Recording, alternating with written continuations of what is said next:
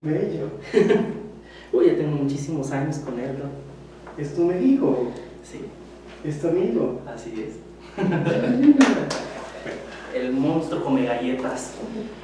Muy bien. Bueno, niñas, niños que nos están viendo aquí en México, allende la frontera también, porque hay que decirle al doctor que nos ven en Periscope directo Ok.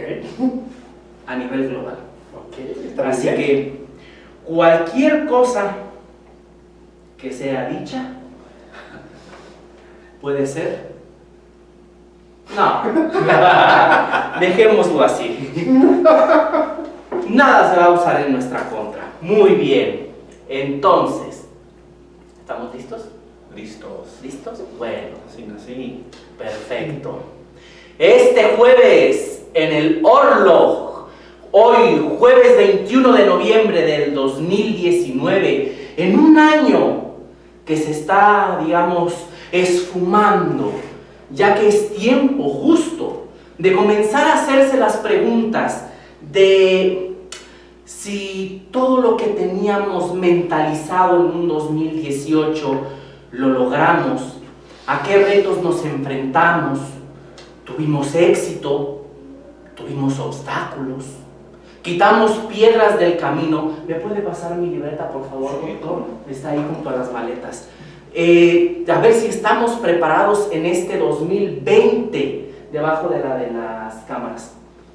Tenemos una perspectiva social el día de hoy, cultural y artística, y tiene mucho que ver con nuestro anfitrión e invitado del día de hoy, el doctor David Gutiérrez Castañeda, quien es sociólogo y coordinador de la licenciatura en Historia del Arte y el Seminario de Estudios del Performance y las Artes Vivas, nada más y nada menos en la Escuela de Estudios Superiores Campus Morelia, la Universidad Autónoma de México.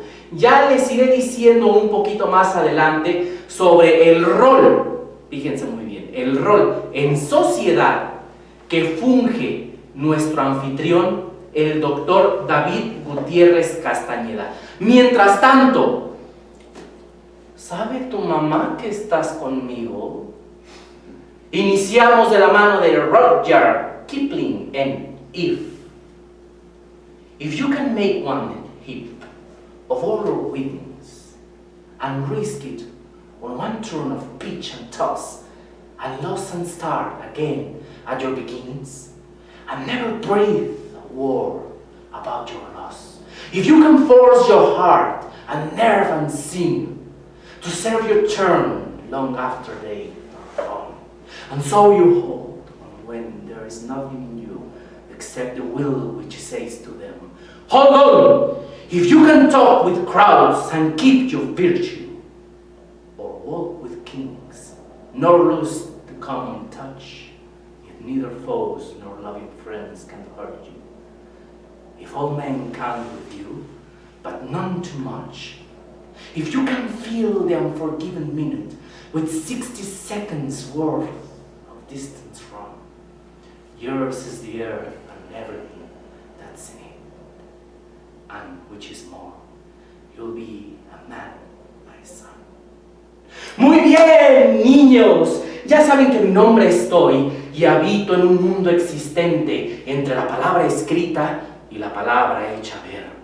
Y el día de hoy me han dejado salir a juguetear, a jugar de la mano de todos ustedes y de nuestro invitado y anfitrión, el doctor David Gutiérrez Castañeda. Y ya saben ustedes que también está con nosotros el buen doctor Higinio Ochoa Arias, el Mufasa de los Leones Negros. Ellos ya están listos para entrar a escena. Pero aquí la pregunta es, ¿ustedes están listos? Bien, ahora niños y niñas, pongamos en la mesa los aperitivos de esta noche. Una noche que nos conecta de nueva cuenta con la cultura y el arte, pero de la mano ahora de una persona que, al igual que todas las que nos han acompañado a lo largo de los programas, es sensible. Pero es sensible no solo al arte, sino a la sociedad. al ser humano, que a través de su relación con las artes vivas, las estudia y sabe qué acontece en esa pecera de cristal transparente y por qué acontecen ciertas cosas en esta pecera de cristal muy delicada. Nuestro primer aperitivo es desmenuzar la labor de nuestro invitado y el segundo es el arte vivo como conciencia o como arma para destruir al horrendo enemigo que lleva el nombre de ignorancia. Y el tercero, la sociedad como agente de cambio para que desde el sur latinoamericano hasta la frontera con todos los gringos a los que les mandamos un beso y un abrazo fuerte, y pues yo les quiero decir que no nos construyan el muro, no sean así, ya quiten ese copetón rabioso que tienen como presidente, ya es tiempo de que se vaya, pero en fin, como decía, la sociedad como agente de cambio para que desde el sur latinoamericano hasta la frontera con los Estados Unidos de Norteamérica defienda las artes vivas para que éstas encuentren de nuevo su curso en las venas de todos nosotros y venzamos el hambre, el letargo y la frustración. Vayamos avanzando entonces, pero haciendo un pequeño paréntesis de la mano del querido doctor Iginiovich Jodorowsky Popovich, el Mufasa de los leones negros, que el próximo fin de semana, doctor, se pondrá de nuevo la camiseta y entrará en cancha con su inseparable amigo La Mocha. Venga, doctor, e ilústrenos en el área deportiva. Bueno, pues también el deporte tiene su ámbito social, y como lo comentas, primero que todo, buenas noches, amigos y amigas que nos ven en México y fuera del país. Pues efectivamente el deporte también tiene su aspecto social, porque fíjate que la liga, después de un receso para mayores de 60 años, después de un receso, bueno, se vuelve a activar en esta liga. Pues es bonito ver cómo el deporte es producto de aglutinar a las familias. Así es. Porque está el viejito jugando y están sus hijos, están sus nietos, Sí. y es una liga que, bueno, pues ya es más que todo lúdica para recrearse, y es un ambiente muy, muy bueno, muy positivo en esta liga. Y ya efectivamente el sábado empieza uno a trotar, empieza uno a correr, a eliminar un poquito los agentes del estrés, a mejorar un tantito sus procesos de salud, porque el deporte de todo, y de ánimo. sí, se tira ahí todo un proceso, y qué bueno que ya empieza esta liga. Bueno, y por otro lado también saben que, amigos, pues qué bueno que en esta semana nos enteramos que por primera vez el béisbol de México va a Juegos Olímpicos. Así es. Va a Juegos Olímpicos, entonces, pues no es una cosa que para mí quede así como una sorpresa, dado que en este año fueron campeones mundiales de la sub-23 en Barranquilla, Colombia. Ahí le ganaron a Japón, que es una potencia en béisbol. Entonces las ligas menores también están haciendo una labor muy positiva con los niños. Entonces el béisbol mexicano pues va avanzando. Tenemos una buena liga, la Liga del Pacífico y la Liga del Sureste, ya con jugadores ya profesionales de buen nivel. Muchos de ellos ya están jugando en la gran pelota caliente allá en los Diamantes de los Estados Unidos, de tal forma que, bueno, pues ahí vienen los Juegos Olímpicos en el béisbol. Ahí sí va a estar medio complicado, porque, bueno, vienen los japoneses muy fuertes, vienen los holandeses y vienen potencias. Canadá también es una potencia en este terreno, pero bueno, lo ideal ahorita ya es que ya se gane un boleto para Juegos Olímpicos en el béisbol. Por otro lado, fíjate que se llevó finalmente la final del Tri Sub-17 en Brasil. Yo creo que el trabajo del Chima Amezco es un trabajo muy aceptable con nuestros jóvenes de edades muy cortas, pero bueno, en la final para mí fallaron algunos detalles. Por ejemplo, perdieron media cancha, dejaron perder media cancha, y también, bueno, pues aflojaron mucho en la marca en los últimos 5 minutos y entregaron muchos balones al enemigo. Incluso uno de los goles surge de una entrega mal, casi en la área brasileña, viene el desprendimiento y es donde nace el gol. Entonces, ahí falta algunos detalles que trabajar y obviamente, bueno, pues los muchachos sub-17 se vienen con el subcampeonato de Brasil, que no es nada malo, pero bueno, ya lo teníamos 5 minutos y los brasileños, que no son peritas en dulces, nos sacan el torneo. Y también ya yéndonos a la categoría mayor con la Selección Nacional Mayor de México, el Tata Martino tuvo ahí el día de ayer un partido contra Bermudas. Hace un tiempo, cuando el Tata Martino jugó en Bermudas, hacía unas declaraciones.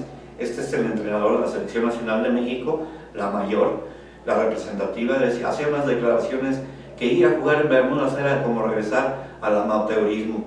Yo creo que el Tata Martínez se olvidó de que Bermudas acababa de pasar por un destrozo natural, un ciclón tipo 5, grado 5, y obviamente el hecho de que se presenten a una competencia de este tipo ahí en Bermudas, pues es muy loable para los amigos caribeños, porque después de este desastre natural, y obviamente, bueno, pues no es regresarlos al amateurismo, quizá también lo dijo por las cuestiones de instalaciones deportivas.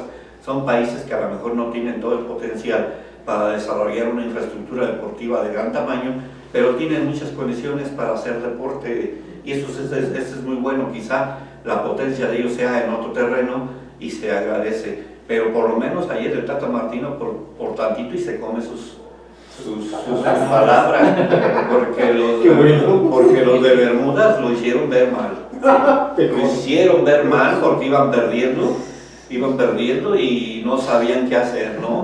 Entonces dije, ahí está, para que calladito no entra mosca en la boca, ¿no? Ya casi al final fue que sacaron el resultado y bueno, señor Martino, yo por ejemplo ahorita estamos jugando en una zona donde pues no hay mucho que pedir, pero yo no quisiera, por ejemplo, a las 20 potencias que están en Europa, que ya calificaron para la Eurocopa, yo me quisiera enfrentar con ninguna de ellas, porque allí las cosas son muy diferentes, y acuérdese usted que en un campeonato del mundo no la vamos a tener contra Martinica, ni contra Cuba, ni contra esos equipos, vamos a ir contra potencias. Entonces pues ahorita vamos a llevárnoslas tranquilos, vamos a respetar al rival en toda su situación, y obviamente se dé la clasificación a la Copa del Mundo, que yo creo que ya está prácticamente ganada. Ahorita con el Tata Martino son 18 juegos ganados, 1 perdido contra Argentina, que es una de las potencias que ahora sí nos tocó enfrentar y que la verdad nos metió 4 alfileres y no supimos cómo detener a un solo jugador, un centro delantero que juega en Italia, creo en el Inter de Milán, Lautaro Martínez, que era una verdadera troca, si no hay que preguntarle a los centrales de México. Entonces en esas variantes pues, vamos a movernos, porque el rival en Copas del Mundo no va a ser tan sencillo. No. Y por otro lado, bueno, pues el señor gobernador se compromete a pagar todo lo que se debe sobre las becas deportivas a entrenadores. La cuestión es de que él nos está comentando de que ojalá se lleve a cabo la federalización de la nómina magisterial para poder incluso invertir en instalaciones deportivas, y qué buena propuesta del gobierno del estado de Silvano Aureoles, pero la federación de la nómina pues yo la veo un poquito así medio complicada, a lo mejor será a finales del 2001, entonces 2021, perdón, 2001 ya pasó. No, pues sí, 20 años. Sí, todavía no era gobernador. Sí, 2021, pero bueno, no hay que perder la esperanza de que se llegue a la federalización de la nómina magisterial. También aquí hay que recordar que muchas instalaciones deportivas no dependen del gobierno del estado, dependen de los municipios, pero también los municipios andan mangueándole con la cuestión de los presupuestos para el deporte, la cultura, la ciencia, la tecnología, todos estos procesos, ¿no? Entonces, pues vamos a tener calma, tranquilidad, y por otro lado, el domingo ya se lleva a cabo la final de la fiesta nacional aquí en Morelia, que es la charrería. 9 equipos el día de hoy levantaban la mano, quedan 3 para el domingo, y de esos 3 pues va a salir el campeón nacional de México de la charrería. Entonces yo creo que el Don Vasco va a estar allí a reventar, va a ser una cuestión porque van 3 a la final, y bueno, seguramente se va a ver lo mejor de la charrería nacional. Ahí está un ambiente muy excelente, ¿no? muy bonito, muy agradable, está lleno de niños, las escaramuzas, Paso de la Muerte, el Coleadero, y además el mariachi, todo eso aquello se pone de ambiente, Claro. ¿no?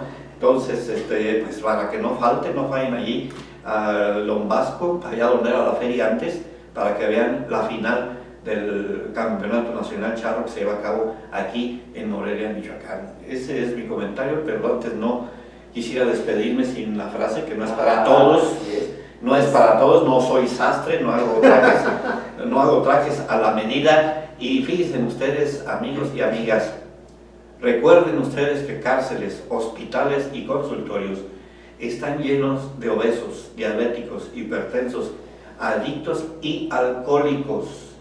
No se forme en la lista, practique usted un deporte para conservar su salud. Buenas noches. Muy bien, doctor, pero ahora cuéntenos un poquito más de si ya está listo para enfrentar a otros equipos junto a la Mucha. Pues yo más bien preguntaría si los otros equipos están listos para enfrentarme a mí. ¡Qué barbaridad! Bueno, modestia aparte del doctor. Y empezamos con esto, la segunda etapa de Guadalupe Amor, la mexicana, que es dueña de la tinta americana. Lo mismo que el fuego fatuo, lo mismo que el fuego fatuo, lo mismito es el querer. Le huyes y te persigue, le huyes y te persigue. Lobo fatuo, echa a correr. He escrito 2000 sonetos y 1900 liras. Tengo un vestido de tiras bordadas y 10 cuartetos que escribí entre los abetos. En mis luminosos giros hablé ya de odios y de iras, y hablé de amores secretos, hablé de mapas y océanos, de las palmas de mis manos, hablé de los astros y los ríos y de 10.000 extravíos. Pero es más lo que he callado que lo que he publicado. Niños, niñas, doctores, déjenme decirles que se pueden implementar nuestras 3 fórmulas anteriormente dichas en la actualidad o ya se están implementando. ¿Qué efectos tiene la rama del arte en sociedad? Todo esto lo platicaremos con David Gutiérrez Castañeda, quien ha ejercido el cargo de profesor e investigador de la Universidad Pedagógica Nacional de Colombia, también en la maestría de Museología y Gestión de Patrimonio de la Universidad de Colombia, y en la Academia de Danza Mexicana, quien también fue becado por el Colegio Mexiquense y la Fundación Ford, nada más para el programa Libertades Laicas. Y como este arroz ya se coció, es menester saber que la sociedad juega un rol fundamental en la implementación de recursos de atención, de crítica constructiva para las artes vivas y las formas de expresión tan diversas como son. Y qué mejor que tener este día a un sociólogo que ama el arte. Y cabe decir que comparto con él la idea de que el arte y la cultura a través del ser humano en sociedad puede mejorar el engranaje de esta comunión perfecta que se llama existencia humana. El ser humano, hay que decirlo, porque es un retrato fiel de lo que nuestro invitado, a través de sus trabajos de investigación y textos, ha retratado de la sociedad, de la mano de las artes vivas. Y es que el ser humano, a través de una pintura, de la danza, el roce de una escultura, los ojos de un artista que trabaja por el bien común, un bien que pone al hombre y a la mujer ante un espejo y que al mismo tiempo lo eleva como un astro en el firmamento. Esto para ayudarlo a despertar de este letargo causado por el fanatismo televisivo, el consumo voraz en todas sus formas. De todo esto es capaz el arte, y qué mejor que verlo desde el pulso de la mano fuerte pero sensible, que tenga ambas polaridades en sí, para poder precisamente ver como un astro o un tercer ojo a la sociedad y ver de qué carece y darle fuerza nutricia para que esté bien desarrollada. El doctor sociólogo David Gutiérrez Castañeda mira más allá del arte, del ser, lo explora, va al tuétano de esta llamada comunidad Él es una de las personas que afirma y cree que las prácticas artísticas son fuente para el aprendizaje de una sociedad como la nuestra. Y ha desarrollado un mapa teatral para justamente aprender a vernos en un espejo a través del performance de las artes vivas. Doctor, muchísimas gracias por tenernos aquí. Buenas noches. Mi hijo, el más chico. ¿Cómo está, doctor? Pues muy entusiasmado de conversar con ustedes. Muchas gracias, nosotros estamos muy, pues yo me siento nervioso porque ya el doctor ya hizo saber de qué calibre trae la bala, ¿no? Ya vayan calculando. sí, digo, ya así como el doctor, ¿no? Ya quien quiera que se ponga el saco, bueno, pues allá. Asume la pregunta. Así es. Doctor, yo tengo que empezar con algo que es obligado. Dígame. ¿De dónde es usted? Soy colombiano. Colombiano. Soy colombiano, llevo ya, si no estoy mal, 15 años en México. De los esos 15, 3 en Morelia. ¿Y qué tal? ¿Ya se siente michoacano? No, no me siento michoacano, pero Michoacán me hace preguntas importantes. ¿Cómo cuáles? Yo estudié un posgrado, me hice doctor en la Universidad Nacional Autónoma de México. Participo activamente en la construcción de un programa universitario en Michoacán. Y aún así no dejo de sentirme como un paracaidista, como aquel que hizo muy bien la academia y de alguna manera termina aquí. Y cuando estoy aquí me pregunto, ¿qué puedo hacer y pensar que valga la pena para entender aquello que es un legado michoacano? Ajá. Michoacán significa tierra de lagos, Sí. en purépecha. Y decir purépecha es decir una historia de violencia, una historia de comunidades supervivientes, una historia de gentes que han logrado vivir en un territorio cerca a un territorio volcánico y de aguas. Y estar aquí me hace esa pregunta diariamente, en mis clases, en mi trabajo, en mi investigación. Estoy tratando de entender todavía qué es estar en Michoacán. Todavía es como, vamos a ponerlo como estar tratando de poner un enchufe en la clavija, de estar Sin a saber ver, cuál es el adaptador. a ver por dónde, pero ya se ha estado empapando de la cultura. Sí, 3 años es 3 años. Porque aquí hay una mariposa monarca que lo refleja. Que tiene que ver con un libro. ¿Por qué, doctor? Con un libro. A ver. Yo no sabía la existencia de la mariposa monarca hasta que leía a Donna Haraway. Donna Haraway ha sido una mentora en el sentido que me ha hecho las preguntas que importan. Y ella escribió sobre la importancia que es preservar el agua en el territorio de la mariposa monarca, una mariposa que es migrante, es políglota, es multigéneros además, es una especie extraña y rara porque es canadiense, americana y mexicana simultáneamente, es mucho más vieja que todas nosotros juntas. Y esa mariposa necesita un territorio donde existan ciertas condiciones ecosistémicas para poder supervivir. Y ella fallece, ella muere con una forma muy sistemática. Y todo porque la Ciudad de México, el sistema Cutzamala, porque Michoacán, porque Morelia, necesita agua. Necesitamos agua, y es justo que necesitemos agua. Pero resulta que nosotros somos mucho más voraces que ella. Somos mucho más voraces que la mariposa monarca. Y ella no puede con nuestra voracidad. ¿Somos unos seres depredadores? Yo no diría depredadores, creo que es más compleja la pregunta y no hay que responderla desde una autoridad moral. Creo que merecemos vivir. Creo que merecemos vivir. Y eso en un territorio de conflicto, en un territorio de violencia sistemática, es importante decirlo. Pero creo que también tenemos que aprender a vivir con otras especies, otras vidas, que no necesariamente reproducen nuestro confort. Que tal vez necesitan que nos incomodemos un poco para que ellas vivan un poco más. Estamos aquí tratando de buscar un cierto equilibrio ecológico, humano, inclusive astrológico. Obvio. Porque claro, las sí, leyes claro. universales son tan fundamentales que inclusive deberían de estarse haciendo a un lado las de los congresos. Ahora los congresos deberían entender que toman decisiones que son más que humanas. Y no en el sentido chairo de algo espectral, no.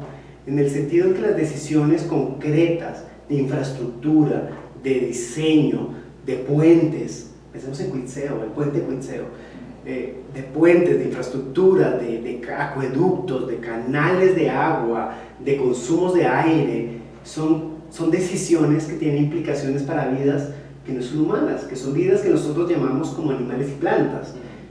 Y esas vidas están retadas por nuestras decisiones. ¿Tenemos que crear puentes de pensamiento, doctor? A mí no me gustan los puentes porque yo veo el puente de Cuitzeo, el puente que nos lleva a Salamanca, ahorrando los 15 minutos, 30 minutos de camino, y ese puente está matando un lago. Golpeó la ecología. Está matando un lago. Entonces yo no sé si puentes. Lazos. Tentáculos. Tentáculos. Por eso el pulpo. Por eso el pulpo de Dona. Por eso el pulpo de Dona. ¿Por qué el pulpo? El pulpo no es una metáfora mía, es una metáfora de Donna Haraway. A ella le interesan conexiones que existan más allá de lo posible. Y lo más bonito de los tentáculos es que pueden estar en varios lugares al mismo tiempo. Ok, Porque se doctor, mueven de una si manera. usted va a algún bar en la noche diciendo esto, Ligaría mucho. déjeme decirle que ya usted saldría de la mano de muchas personas. Aquí hay que aclarar. Yo creo que ligaría mucho. Aquí hay que aclarar que estamos hablando de algo que va más allá de lo físico. Es espiritual, es simbólico, pero también es material, concreto y práctico. Lo que mi cuerpo haga en las interacciones que tengo con ustedes, y que tengo con las otras personas que me acompañan, afecta su habitar en el mundo. Y tengo que hacerme cargo de ello. O sea, nosotros tenemos que asumir una responsabilidad. Joan Tronto y Donna Haraway y María Puig de la Bella Casa, que son mujeres a las cuales yo leo insistentemente, dicen que es una corresponsabilidad. Muy bien. Pero tú estás hablando de un tema muy grande, que aquí lo podemos sintetizar nosotros como el cambio climático. El cambio climático es un problema demasiado grande que yo no sé si somos capaces de administrar. Sí, participamos del cambio climático. Cuando botamos basura, cuando consumimos nuestros coches, Contaminamos los lagos, los ríos. Cuando contaminamos los lagos, cuando hacemos eso, claro que estamos participando del cambio climático. Pero de alguna manera hemos sido forzados a hacerlo. ¿Por quiénes hemos sido forzados? Por un mecanismo de producción económica. Pensemos en la fábrica Kimberly Clark, que está aquí muy cerca de Morelia, que está al lado del manantial de la Mencitla. ¿Usted ha visto el video? He trabajado cercamente a la Mencitla. Es el agua, hay que decirlo, el agua lamentablemente es de este color. Es café. Es café. Sí. Ya no es transparente. Transparente no necesariamente significa limpio. Porque a veces cuando el agua está llena de tierra es sumamente fértil. Muy bien. Es sumamente poderosa para crear vida. Sí. El asunto no es que sea oscuro o que sea claro. El asunto es que hay una empresa que produce empleo digno para un conjunto importante de personas, eso hay que decirlo, claro que también está en el problema, pero esta empresa captura agua y esa agua la ensucia y esa agua la usa para una producción que, si bien produce ese empleo digno, también limita la capacidad de una extensa población en Morelia de acceder al agua potable, de acceder a aguas que sean dignas de su propia supervivencia también. Entonces tenemos un problema ético y político y de pensamiento que no es fácil de solucionar, porque no podemos quitarles el trabajo digno a las personas que trabajan en una fábrica, pero tampoco podemos asumir que el 55% de la ciudad de Morelia no pueda tener agua que merezca vivir. Así es. Entonces tenemos en un problema que todavía no tenemos solución y estamos atrapados en una experiencia que es una fábrica que produce papel, un papel que importa. Yo imprimo, yo hago libros, yo necesito papel, porque yo imprimo, porque yo escribo cosas que luego se hacen libros. Entonces yo necesito papel. Pero contamina. Pero ese papel hace cosas como ese problema. Entonces, yo creo que son cosas que tenemos que seguir pensando. Tenemos que seguir pensando como pulpos. Como pulpos. O sea, conectando cosas que a veces no parecían ser parte de la misma ecuación. Si yo veo problema, por ejemplo, el problema del agua del manantial de la Mixitla como un asunto de recursos naturales, estoy pensando que ese manantial solo existe gracias al destino de usufructo del agua de una humanidad que lo merece, ciertamente lo merece. Pero ¿qué tal si yo hago una pregunta para estorbar? ¿Acaso el agua no merece existir en sí misma? ¿Acaso no hay otras vidas, otros despliegues de saber, otras posibilidades de subsistencia que no son humanas, que merecen existir porque un manantial exista? Ahí están.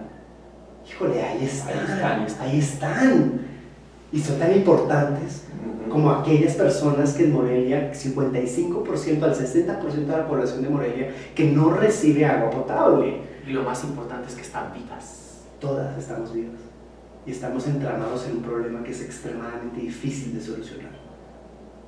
Y eso es lo que hay que seguir pensando. Yo no tengo soluciones, tengo cosas que pensar. Entonces, no, pero aquí usted lo que nos está dando sí es una solución de pensamiento, porque a veces nosotros nos podemos sentir un poco agobiados, asfixiados de tanto que vemos, de tanto, del bombardeo continuo de marketing, de imágenes, de ruido, de muchas cosas que pueden llegar a saturar la mente y no nos permiten ver un poquito más sensiblemente. Sí, es sensible. Yo creo que cuando una persona se levanta en la mañana y le pregunta a su pareja, o le pregunta a su madre, o le pregunta a su vecino si es posible bañarse ese día, ahí hay un problema político y un problema de sensibilidad. Y eso es un problema de percepción del mundo. Pero eso no está en que esa persona no tenga el derecho de. Eso está de que hay una serie de otros problemas históricos que son extremadamente viejos, que tienen que ver con la idea de acueducto, que tienen que ver con la idea de agua potable, que tienen que ver con la idea de recurso natural, que tienen que ver con la idea de que uno para levantarse en la mañana tiene que bañarse, y la naturalización de esas ideas se vuelve una experiencia difícil de administrar para un gran conjunto de personas. Y eso es un problema, y eso es una pregunta ética que trabajar. Lo que yo pienso cuando yo hablo de artes vivas, yo no hablo de crear obras de artes para los museos y que la gente vaya a contemplarlas.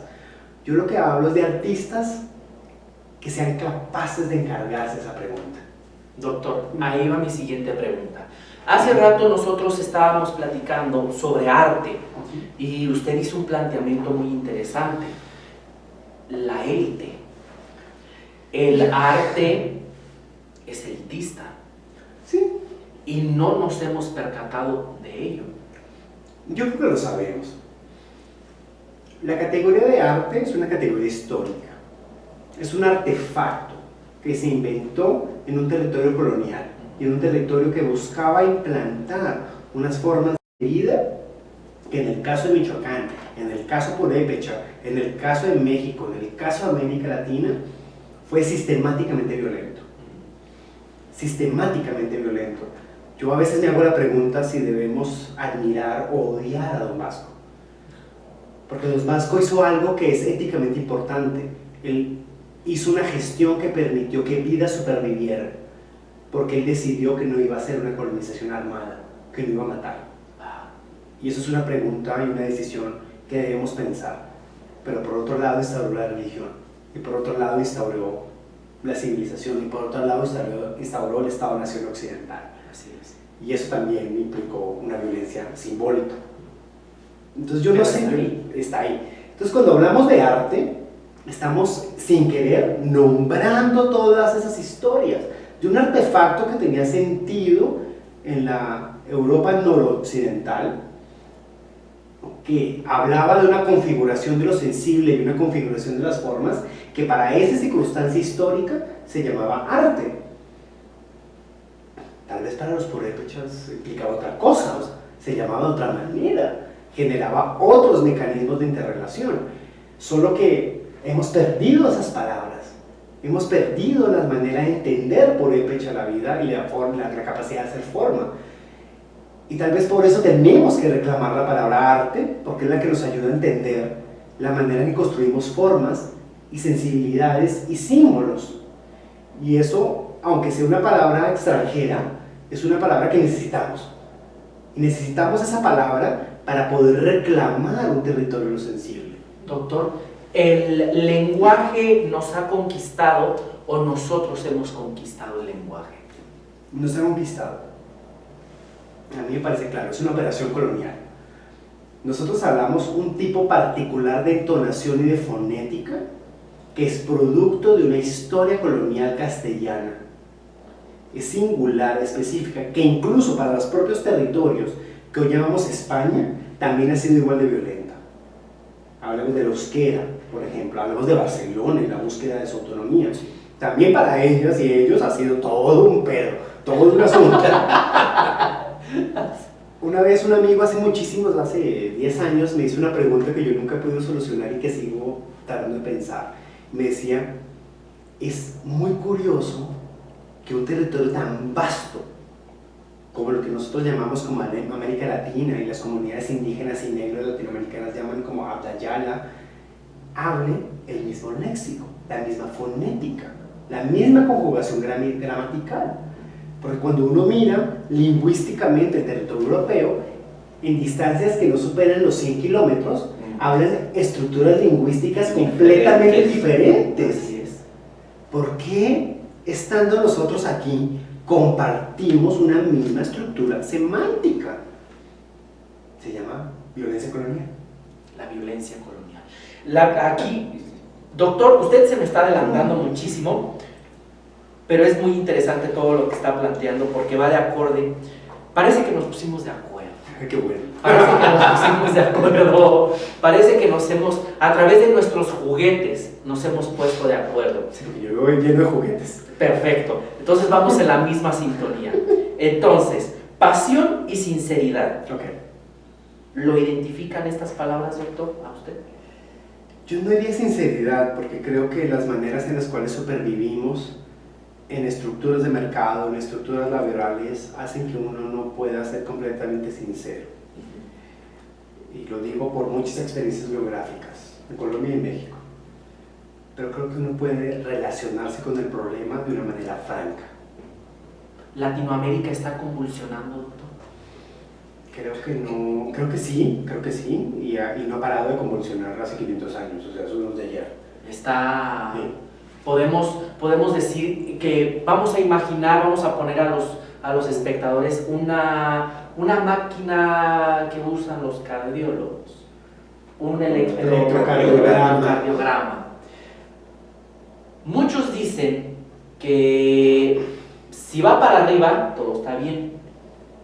Si va para abajo, Llamen al cardiólogo. hay que llamar al cardiólogo. Pero si la línea es recta, ya valió que eso. Llamen a la funeraria. ¿En qué parte de Latinoamérica está situada el electrocardiograma? Yo creo que Latinoamérica, o lo que los indígenas cunas y los afroamericanos del Pacífico llaman como Abdayala, que ellos crearon su propia capacidad de enunciar eso que nosotros, más güeritos como yo, llamamos América Latina, Abdayala, se nombra como un territorio que nunca ha estado fuera de la tensión. O sea, 500 años de tensión, sistemática de tensión. No se ha acabado eso. Entonces yo creo que vivimos bajo un ritmo cardíaco acelerado, insistentemente acelerado. Yo creo que no hemos estado ni en el abajo ni en la línea. Fallecidos no hemos fallecido. Seguimos. Estamos en terapia intermedia. Estamos en terapia intermedia o intensiva. Sí, va.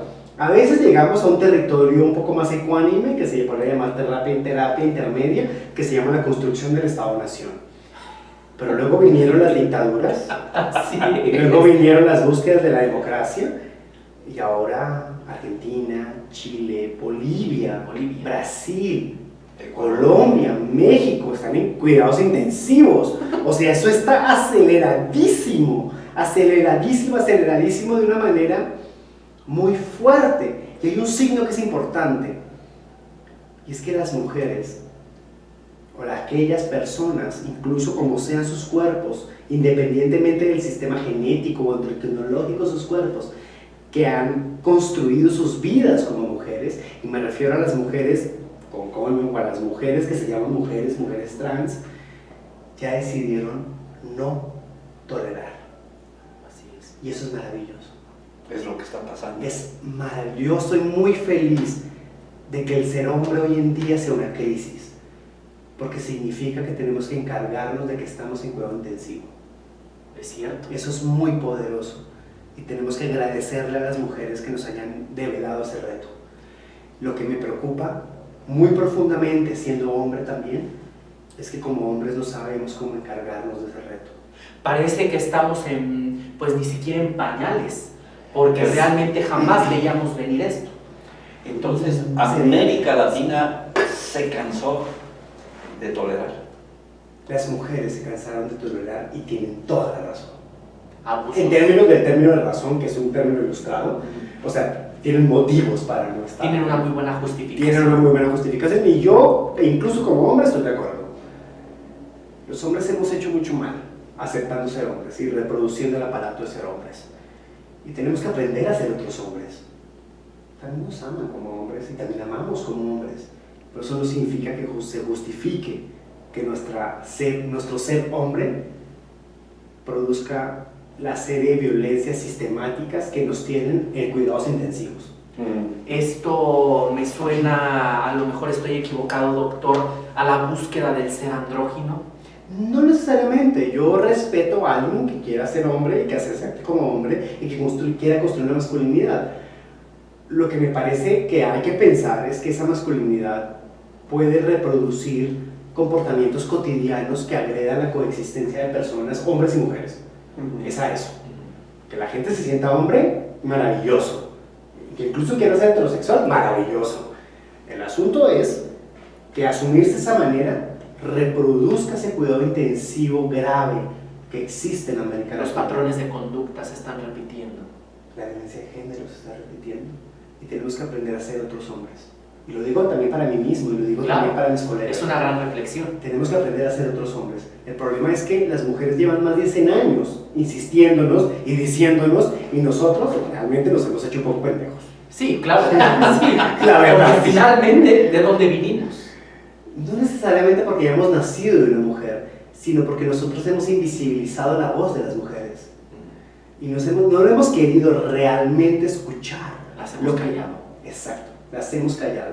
Hemos bloqueado aquello que las mujeres han estado demandando. Y llegamos a un momento histórico en que ya no podemos hacernos pendejos.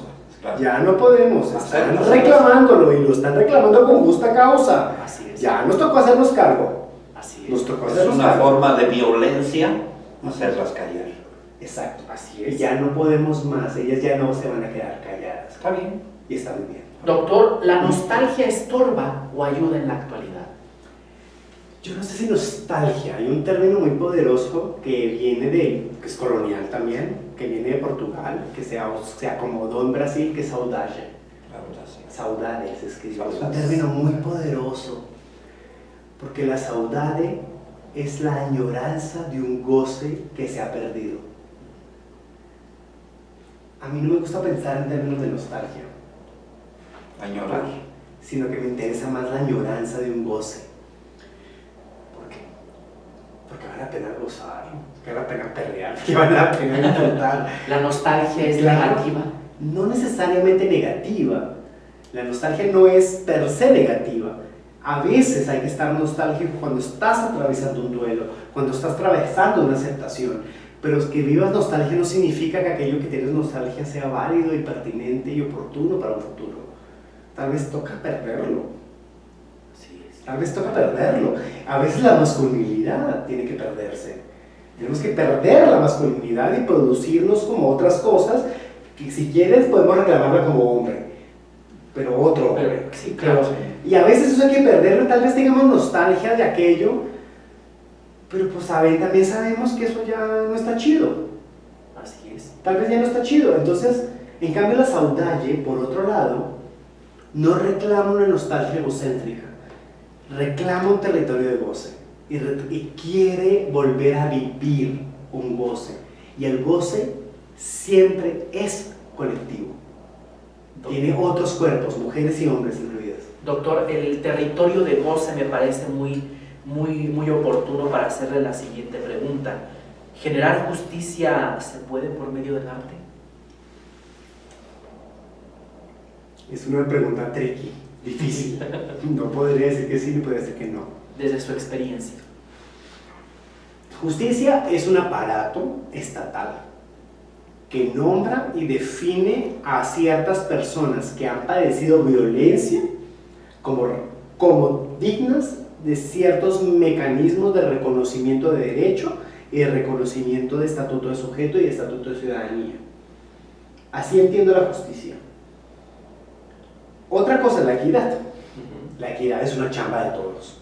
En cambio, la justicia, como la estoy nombrando, es algo propiamente producida por el Estado, que tiene que ser ecuánime. Objetivo, yo ya no creo en la objetividad, ya no me interesa. Está obsoleta. Ya está obsoleta. Pero sí ecuánime, sí que pueda reaccionar al estar al frente de una persona que ha padecido. Y ha padecido no porque lo merezca, no porque construyó una vida de padecimiento, sino porque muchas fuerzas sociológicas, económicas, políticas, familiares, románticas, hay violencia romántica, Así es. ponen a la gente en un territorio de padecimiento. Entonces a veces hay que implementar mecanismos que ayuden y que generen estabilidad de esa persona, declarándola ciudadana, declarándola sujeto, declarándola persona de bienestar, persona de apoyo. O sea, justicia es un aparato del Estado para producir dignidad y producir derechos donde no se han producido. Equidad es un trabajo que nos compete a todos. Nuestras relaciones interpersonales requieren, aunque fallemos, yo a veces fallo, también digo una contradicción, producir la capacidad de poder estar, aunque haya relaciones de poder, aunque yo sea el jefe, haya una relación equitativa. O sea, yo no voy a poner a las personas que están bajo mi supervisión y bajo un yugo y bajo una experiencia de malestar. Aunque a veces hay trabajos intensos que hay que hacer, sí, hay que hacer trabajos intensos, pero pueden vivirse en equidad. Digo, nos toca chingarle porque toca acabar, toca chingarle porque toca acabar, pero eso no quiere decir que uno maltrate. Eso no nos da el derecho a maltratar. Estamos en chinga todos. Y en lugares diferenciados, sí, pero eso no quiere decir que uno maltrate. Estar pisando cabezas. Exacto. O sea, equidad significa encargarse de eso, aunque aceptemos que allá estemos en lugares de desigualdad de poder. Ahora, el arte. El arte es un territorio de producción de símbolos y es un territorio de producción de sensibilidad. Uno podría canalizar ciertos procesos artísticos o ciertas dinámicas de cuerpo y de significación para que produzcan la pregunta por la equidad o la pregunta por la justicia. Mi cuestión es que tal vez eso es un asunto no de efectividad. Yo soy muy crítico de los asuntos de que el trabajo de lo simbólico es efectivo para cambiar la desigualdad económica y laboral. No, eso se transforma cambiando nuestras reglas, cambiando nuestras leyes y cambiando nuestras relaciones interpersonales, dándonos cuenta que todos por igual somos sujetos proscribes de producción de violencia. Todos, incluso yo, somos sujetos proscribas de producción de violencia. Pues tenemos que encargarnos de que somos parte de eso. El arte, yo no sé si ayuda a darnos cuenta de eso. Lo que sí sé es que el arte nos pone una experiencia singular donde nos enfrentamos a la pregunta. Es vernos en un espejo. No espejo porque eso te refracta. Es encontrarnos con un territorio de sentido que tu cuerpo reconoce como posible, pero que no logra del todo comprender e intenta comprender. O sea, el trabajo artístico te pone en una situación de coyuntura, de crisis de sistema de percepción. Te pone en una situación en la cual tienes que hacer una pregunta de ¿qué es aquello que está pasando? Cuestionarse completamente. Exacto. Y yo sí creo que el arte hace eso, que eso sirva para la justicia o sirva para la equidad. Ya Híjole, son políticas. Esas políticas ya son políticas. Lo que sí me interesan son artistas, mujeres y hombres, que se quieran encargar de generar artefactos sensibles en los cuales nos ponen frente a la pregunta. Doctor, debo aquí meter un poquito mi cuchara porque hago énfasis siempre en que uno como artista tiene un gran peso sobre sus espaldas y es darle a la sociedad un reflejo, un ejemplo de lo que puede llegar a ser, lo que fue y lo que será. Eso es moral. Eso es moral. Eso es moral. Hay que diferenciar moral de ética. La moral es consecuente a los regímenes establecidos. La ética nos enfrenta a la pregunta por la convivencia. Hay convivencias que no quieren reproducir los regímenes establecidos. Hay convivencias que son más raras. Yo soy una persona homosexual.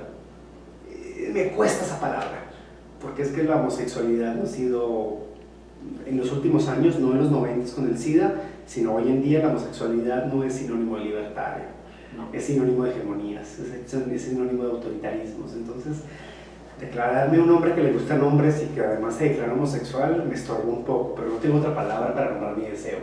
Entonces, nombrémoslo así, un hombre homosexual.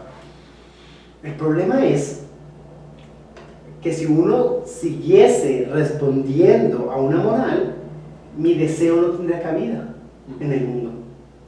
Yo creo que tengo cabida en el mundo. Claro. E insistiré en que tengo cabida en el mundo. Tal vez mi pregunta es ética.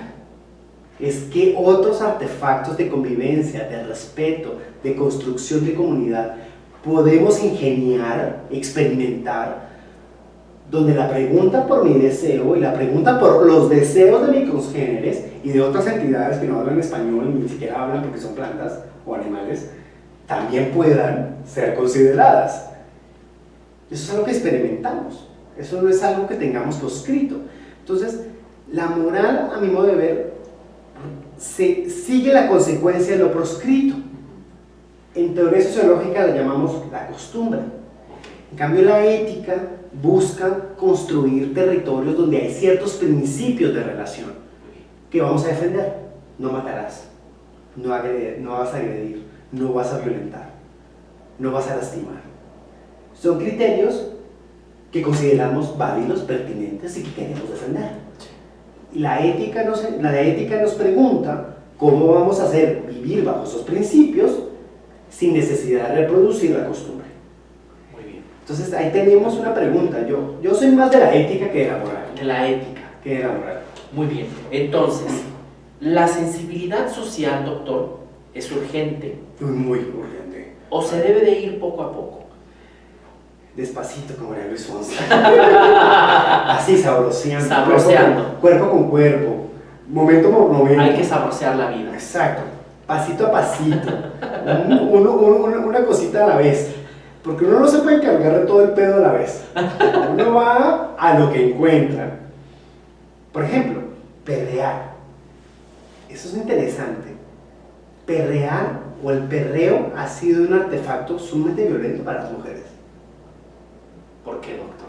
Me parece muy Porque interesante la esto. sugestiona, porque la atrapa, porque la subyuga al placer de un cuerpo llamado masculino. El famoso reggaetón. Aquí yo lo amo el reggaetón, pero no amo el reggaetón porque sea sujeción de las mujeres.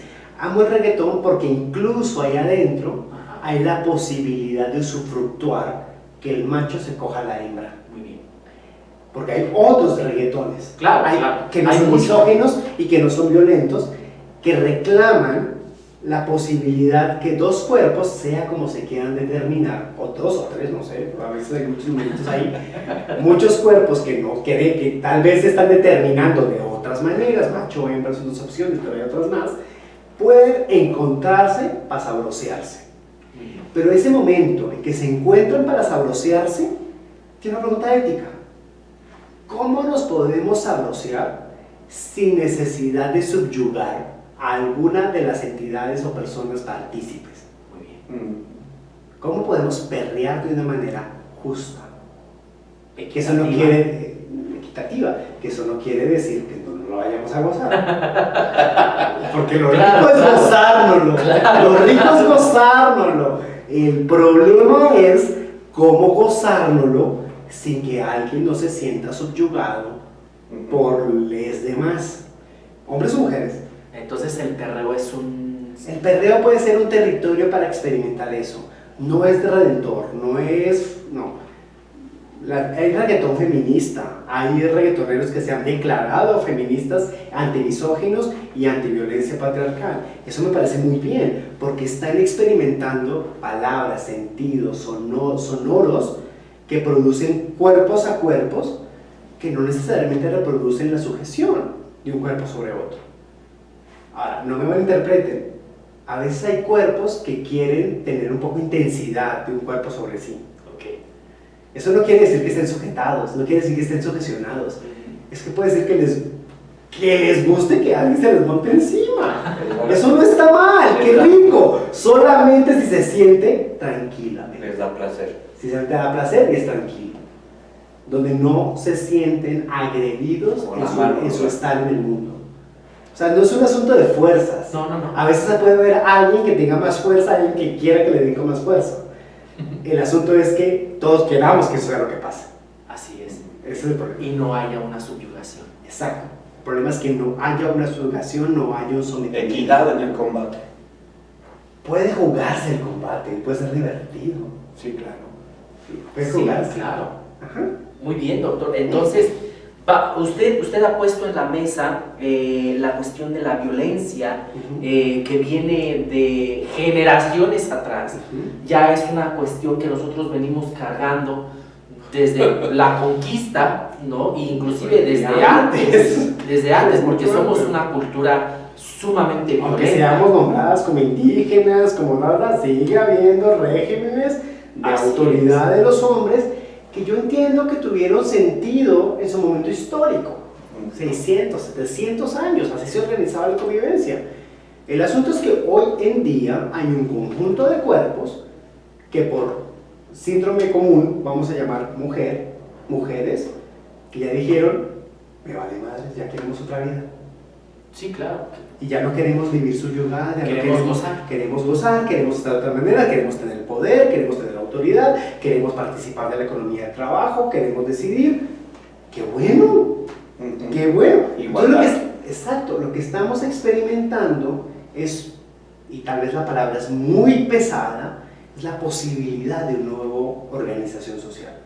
Y para esta nueva organización social, doctor, hemos tenido que pasar pues por unos procesos sumamente violentos, ha corrido muchísima sangre, es lamentable. Podríamos llegar a decir inclusive que tiene que ser o puede ser parte del proceso para alcanzar el objetivo al que se puede llegar. Ahí hay un asunto teleológico, lo que acabas de decir, como si hubiera un programa. Yo no sé si hay un programa. Yo lo único que sé es que los cuerpos que han sido llamadas mujeres cisgénero, mujeres trans, ya están hartas. Simplemente. Están hartas de soportar nuestra violencia. Y la verdad es que estoy de acuerdo con ellas. Claro. Estoy de acuerdo con ellas. Yo no sé si eso es un programa hacia futuro. Yo lo único que sé es que nos toca vivir de otra manera. ¿Nos toca ver una transición? Sí, yo creo que tenemos que desacostumbrarnos a ser los hombres que hemos sido. Tenemos que desacostumbrarnos a los regímenes de absoluta productividad y ganancia económica, porque eso se está chingando otras vidas no humanas. Así es. Se las está chingando, el Cuitzeo no va a sobrevivir, Pátzcuaro no va a sobrevivir. La mariposa monarca. La mariposa monarca no va a sobrevivir, y si la buena está a punto de joderse. Ni el manantial de la Ni el manantial de la visita va a soportar tanto explotación.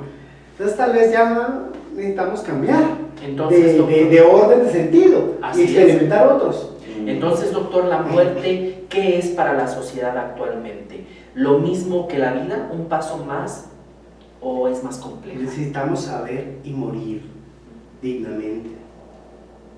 Necesitamos saber y morir de maneras que construyan sentidos para aquellas entidades humanas e inhumanas que continuemos con vida. Construir mundos posibles, diría Silvia Rivera Cusicanqui en este hermoso libro que se llama Un mundo que es posible. Pero siento ahorita más cerca de Donna Haraway, y es morir es inevitable, vamos a morir, pero podemos morir chido, Claro, dignamente. Podemos morir chido. Un buen morir. Podemos morir. Y las entidades, incluso no humanas, pueden un buen morir.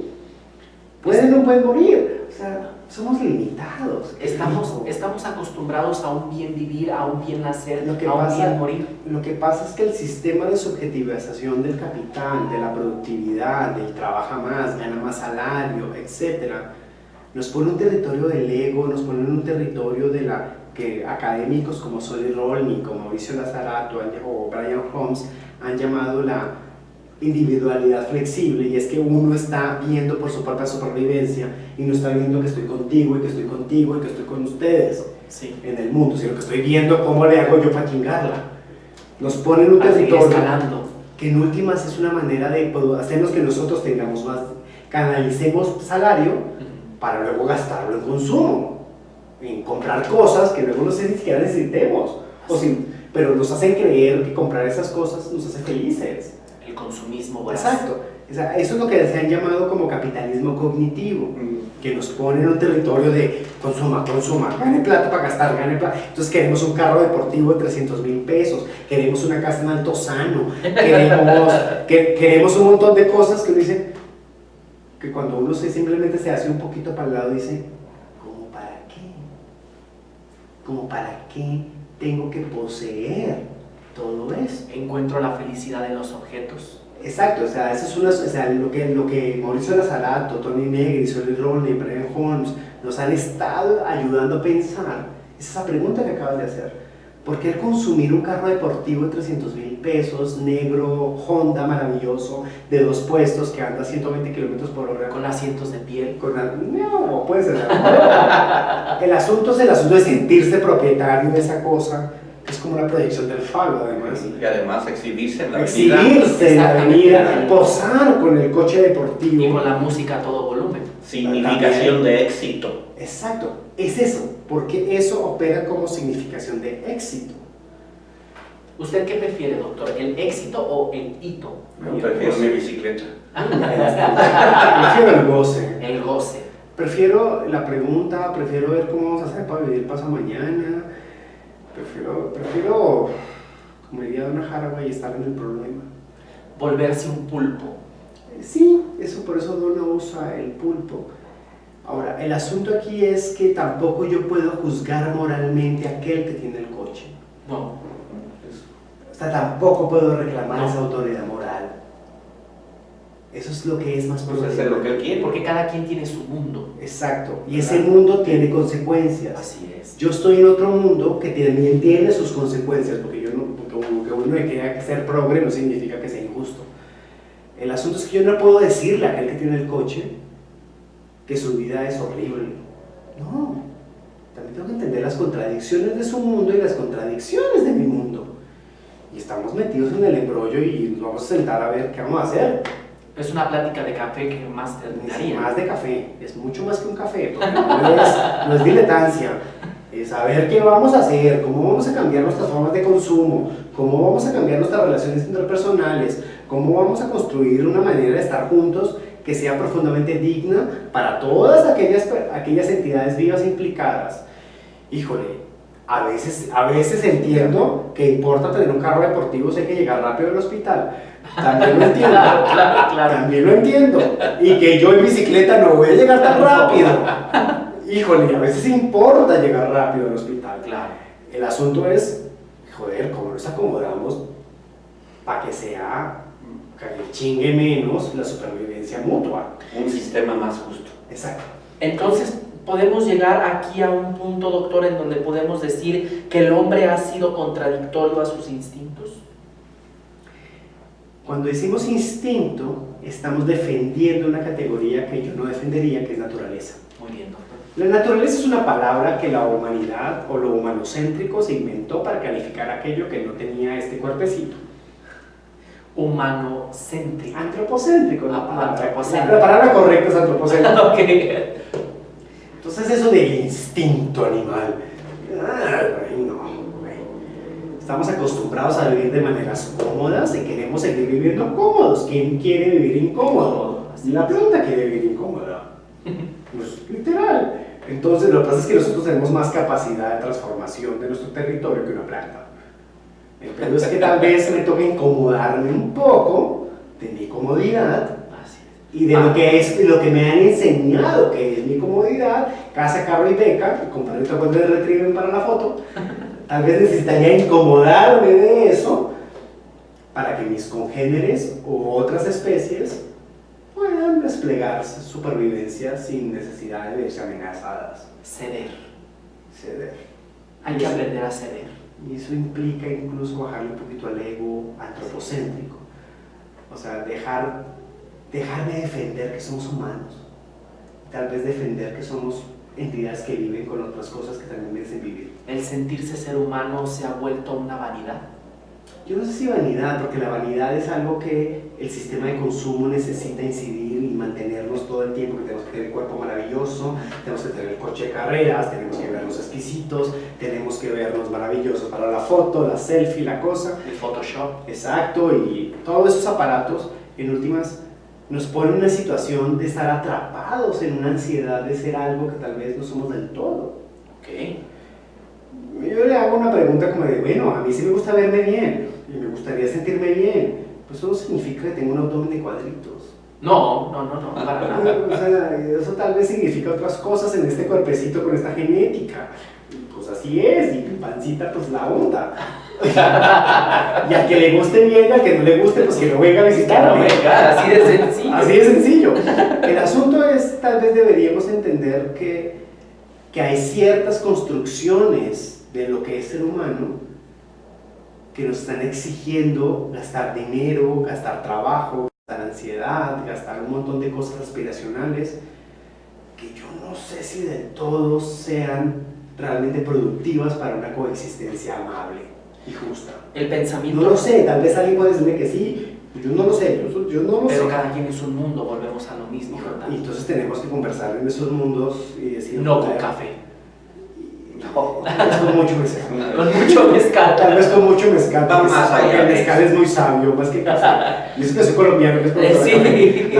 el mezcal es a veces mucho más sabio porque lo hace a uno decir cosas que uno no quería decir. Doctor, el pensamiento racional entonces se ha transformado con el tiempo en un fin egoísta. Yo no diría que el pensamiento racional, porque yo sí creo, y eso sí, yo no sé si eso es teológico, yo no sé, pero sí siento que hay que pensar. Hay que pensar con el cuerpo, con la sensibilidad, y hay que pensar con la intelequia, hay que pensar con la condición. Muy bien. Hay que pensar.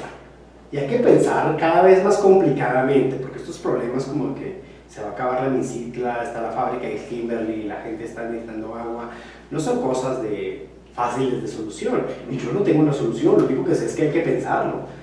Y para pensarlo necesito poner mi cuerpo, poner mi intelequia, poner mi trabajo, ponerlo todo a pensar. Pensar es sensible también. Pensar no es un asunto absuelto de la sensibilidad.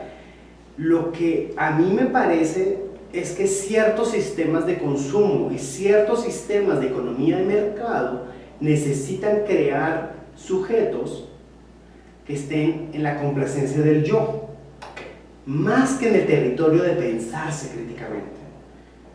Yo no sé si la palabra sea pensamiento crítico, he estado revisando esa palabra con mis colegas de la universidad y las personas que lo utilizan, Luis Miguel García y otras gentes, tiene una manera muy específica de llamar pensamiento crítico, entonces yo no sé si esa sea la palabra, pero tal vez es no hacerse pendejo.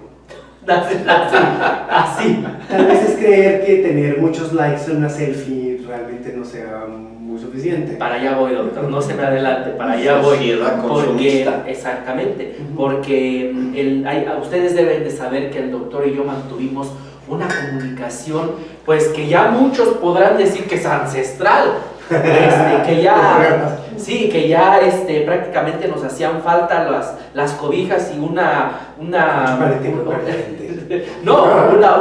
fogata para hacernos señales de humo, doctor, Claro. ¿verdad? Pero qué sabroso regresar a hacer este ejercicio nuevamente con usted, que es un contacto un poco más, pues sí, es más humano porque... Es humano, porque a mí la categoría humano, no quiero defender la categoría humana. Ser vivo.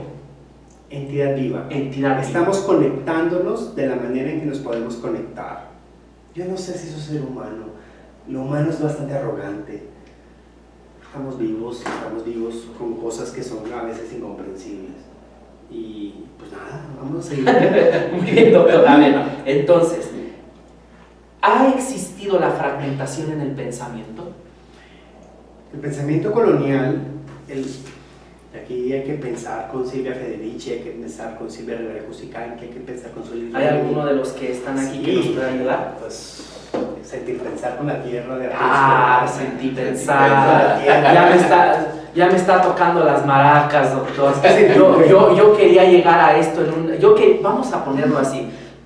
Yo quería llegar a la parte del orgasmo en una cierta pregunta, pero usted acaba de,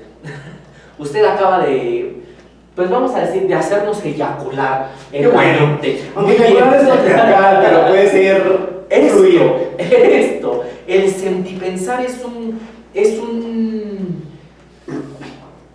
una forma de ver la vida, es una forma de aplicarse, es una forma de existir y aprender a coexistir con los entes vivos que estamos aquí, ¿no? En este planeta, porque todo el planeta existe, vive, vibra, ojo, vibra al unísono, porque ya lo dicen las leyes.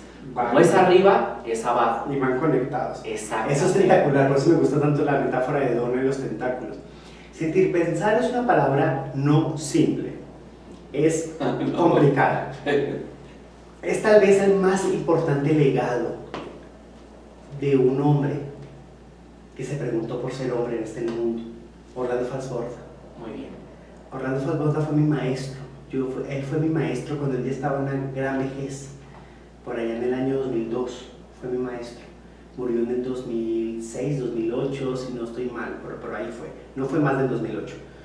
2006, 2008 murió Orlando. Él fue mi maestro. Y él necesitó crear una palabra para entender lo que las comunidades de pescadores de un mar interno en el norte de Colombia le decían que sabían, pero eran saberes que en términos académicos, ahí uso las comillas un poco difícil, en términos académicos no eran saberes racionales, eran saberes intuitivos. Ellos sabían cuándo parar de pescar, porque sabían que en ese momento tenían que parar de pescar para que los pescados vivieran y luego ellos pudieran subsistir económicamente. Una conexión más allá de un pensamiento. Era pensamiento, seguía siendo pensamiento, era decisión explícita y, si se quiere, racional, pero tenía unos fundamentos de lectura, de la percepción, una percepción sensorial. Podemos llamarlo extrasensorial, porque estaban leyendo el clima, estaban leyendo el agua, estaban leyendo las especies, estaban leyendo el territorio. Estamos muy alejados. Basado en el conocimiento ancestral, ¿no? No necesariamente. O de generación ancestral. en generación. Más bien es una capacidad incorporada en los cuerpos. ¿Lo tenemos dormido esa capacidad? ¿No? Como cuando uno es capaz de predecir que llueve. Cuando uno dice, no va a llover.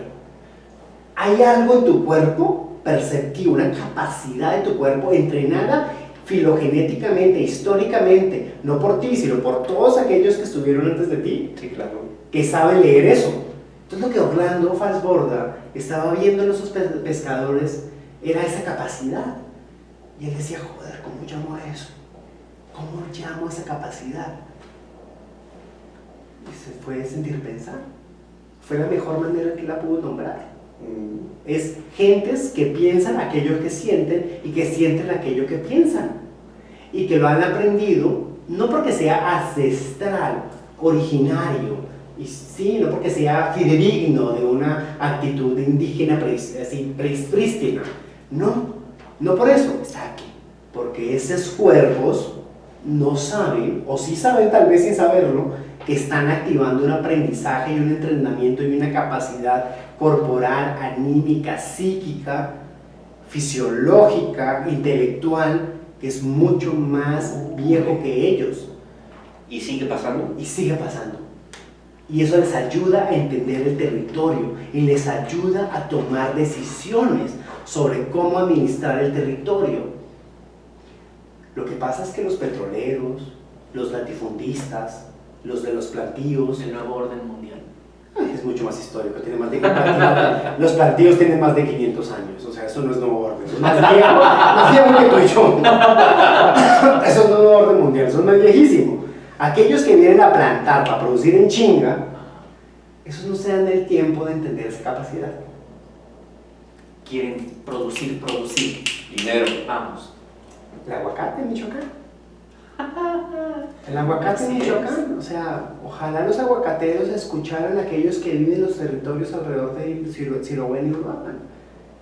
Gentes que tal vez no porque son intelectuales, palabra muy horrible, sino son por gentes que han sabido vivir con el territorio y saben leer el territorio.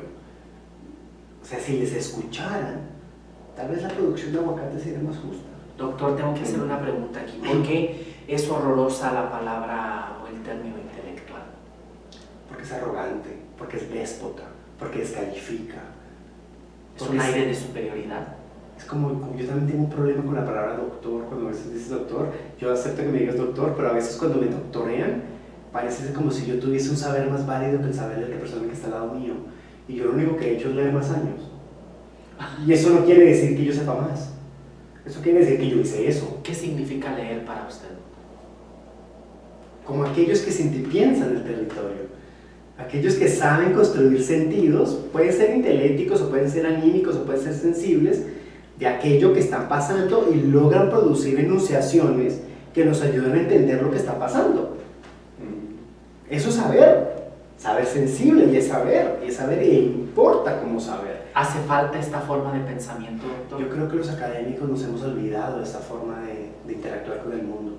Estamos muy cómodos citándonos como teoría y autocitándonos para producir publicaciones que luego aparecen en revistas indexadas y nos sostienen el salario. Porque eso es lo que pasa, nosotros tenemos que publicar en cosas que se indexan para sostener nuestro salario. Así es. Y pues nada, es la trampa de la chamba. Y joder, yo lo hago y lo vamos a seguir haciendo. El problema es que uno no quiere decir que uno no entienda que eso es una trampa.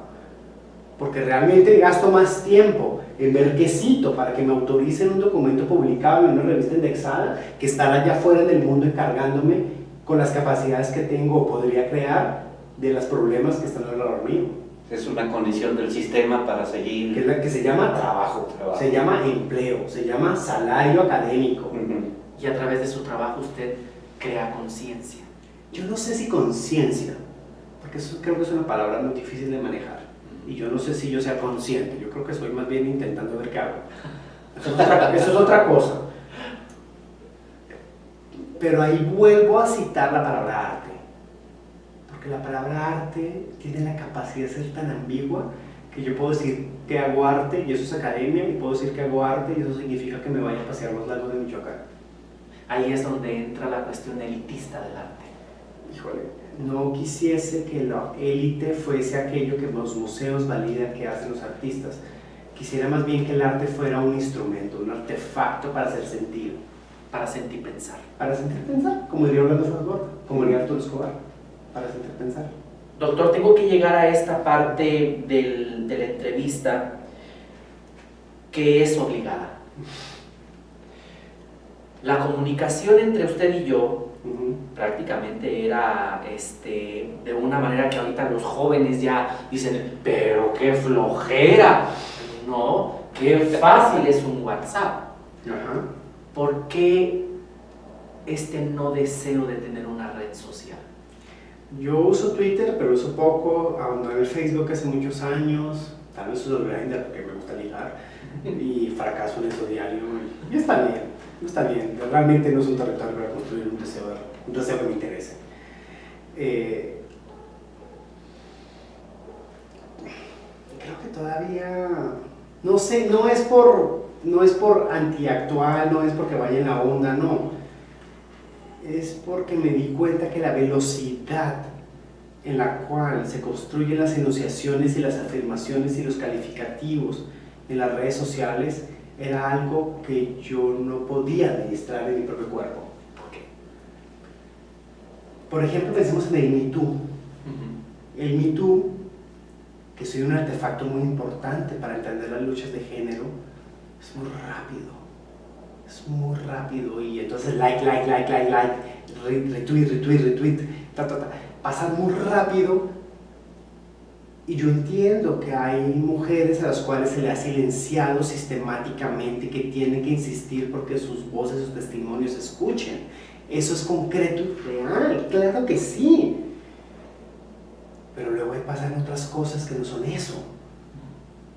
Y yo necesito tiempo para pensar cada una de esas frases, cada una de esas opiniones, cada una de esas aseveraciones, porque están implicando a hombres que pueden ser culpables. Pueden ser culpables, yo no estoy diciendo que no. Yo necesito pensar. Yo necesito pensar. Necesito ponerme en situación y pensarlo. Híjole, y con la velocidad de una red social, yo no puedo. Yo no puedo. Va demasiado rápido a lo que mi cuerpo. Pero estoy hablando de mi personal. Claro. No estoy diciendo, estoy juzgando que eso sea bueno o malo. Estoy diciendo, David no puede. Yo necesito más pasito.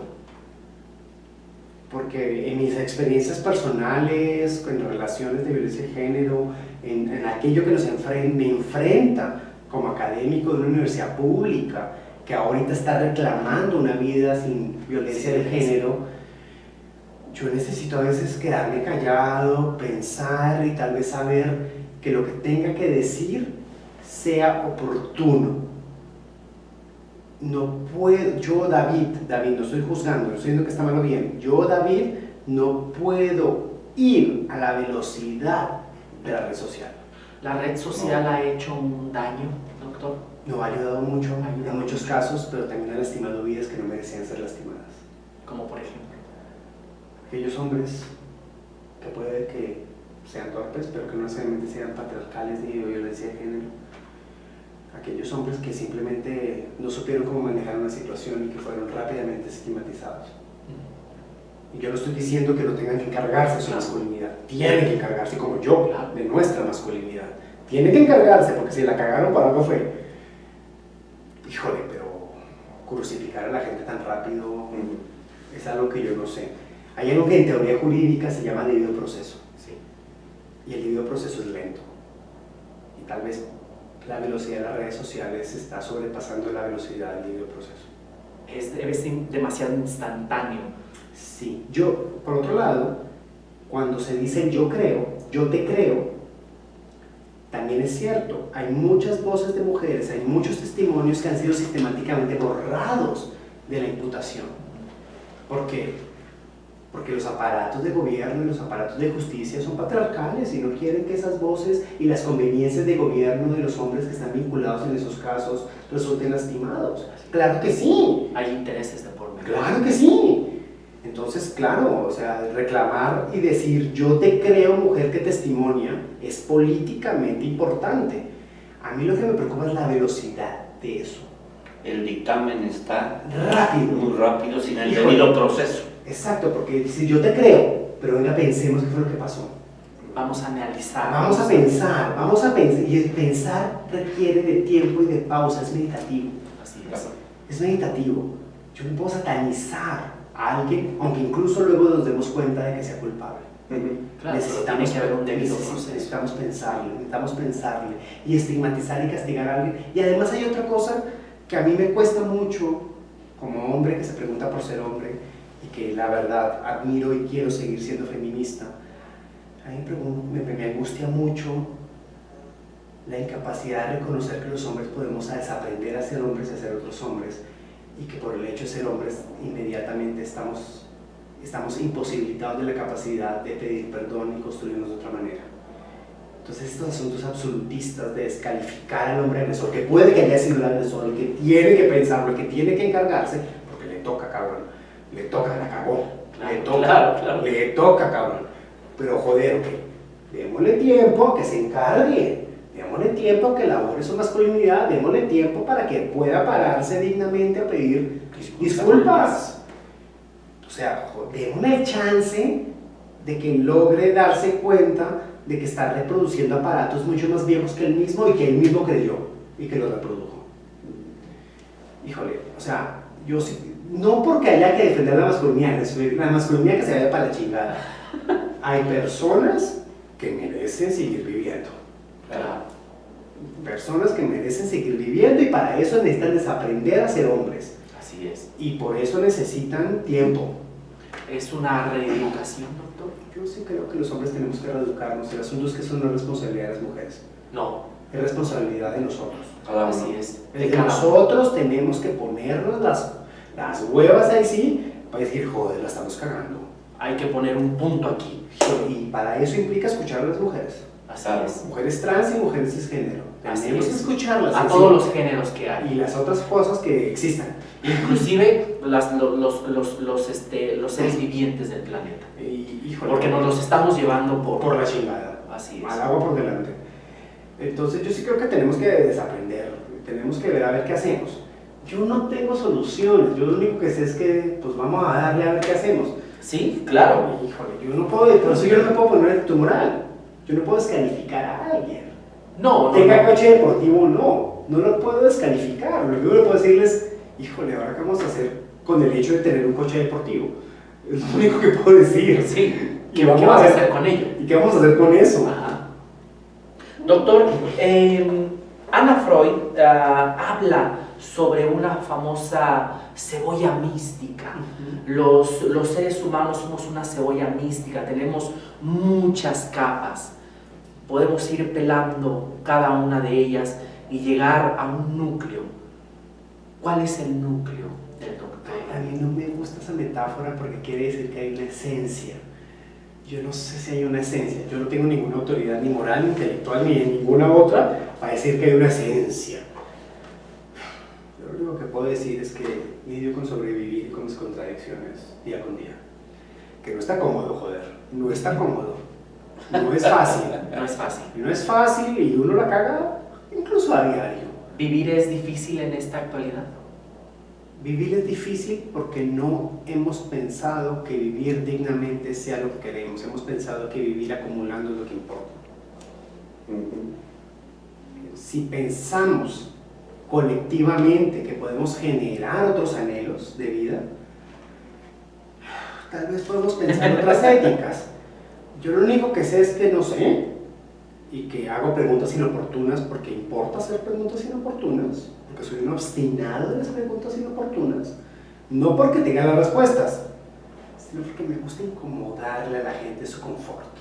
Sacarlo sí, de su zona de confort. Sí me gusta hacer la pregunta. Eso es sabroso. Ay, yo lo disfruto mucho. Eso es Yo lo sabroso. disfruto mucho. Es que yo ahí sí he aprendido de una feminista muy importante que se ¿Quién llama es? Sarah Hartman. Muy bien. Sarah, Vivir una vida feminista, Living a Feminist Life, y muchos otros libros, We for Subjects, The Promise of Happiness, que ya están traducidos al español. Una mujer que trata con distancia a cuerpos que se califiquen como hombres, y me parece bien y muy importante de Sarah Hartman, y de ella he aprendido que a veces hay que hacer la pregunta inoportuna.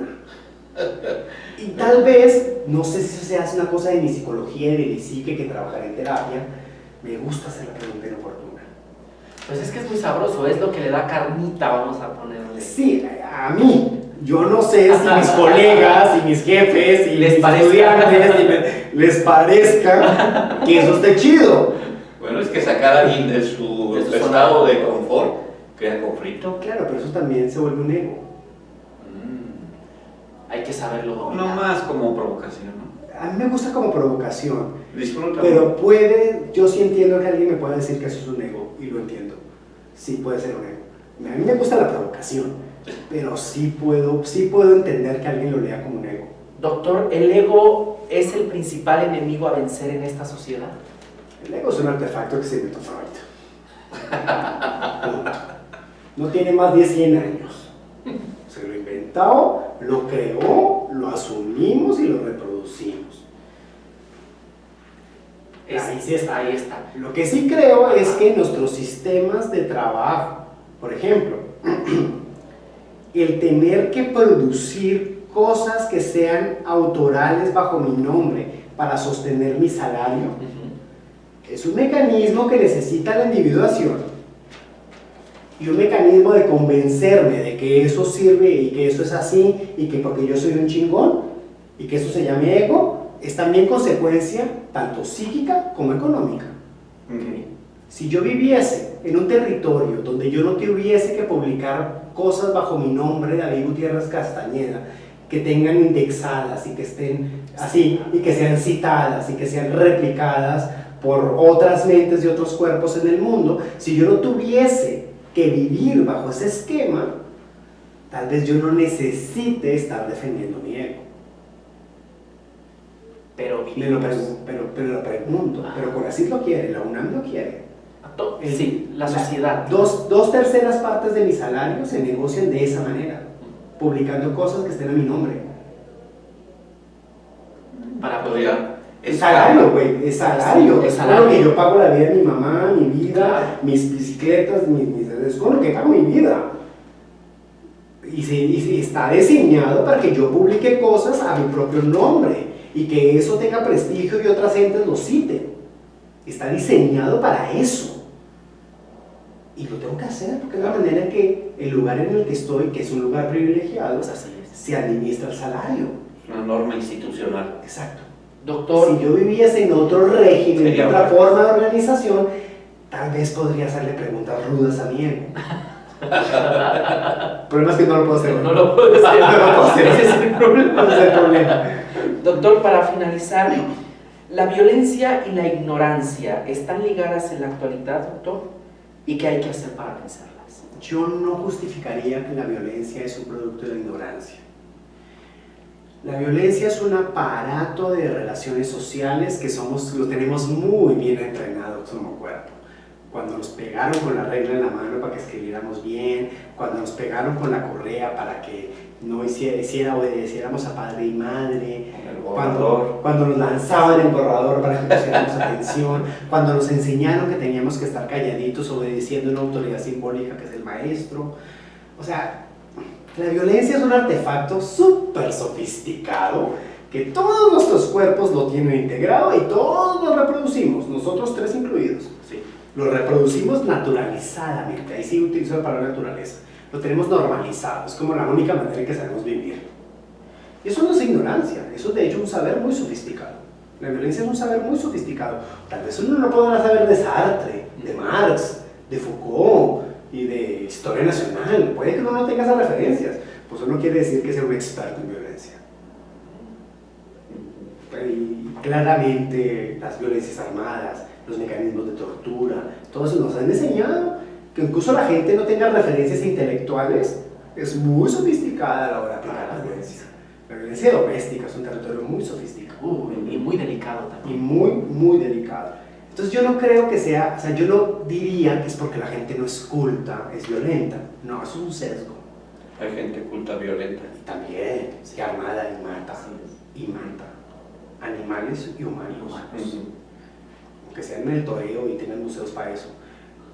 O sea, el asunto es, yo no diría que uno sopesa la violencia diciendo que hay que cultivizar y pedagogizar a las personas. Yo diría es que tenemos que entender que nuestras prácticas de supervivencia y de vida tienen naturalizados mecanismos que necesitan la sujeción y necesitan la opresión de otros cuerpos, principalmente de las mujeres y principalmente de los cuerpos racializados hacia lo negro y lo indígena. Estamos acostumbrados y nos hemos enseñado de que de esa manera vivimos. Y eso es un saber muy sofisticado, aunque no sepamos de Marx, aunque no sepamos de constitución política. Es un saber muy sofisticado, que todos estamos muy acomodaditos y muy alineados en ello.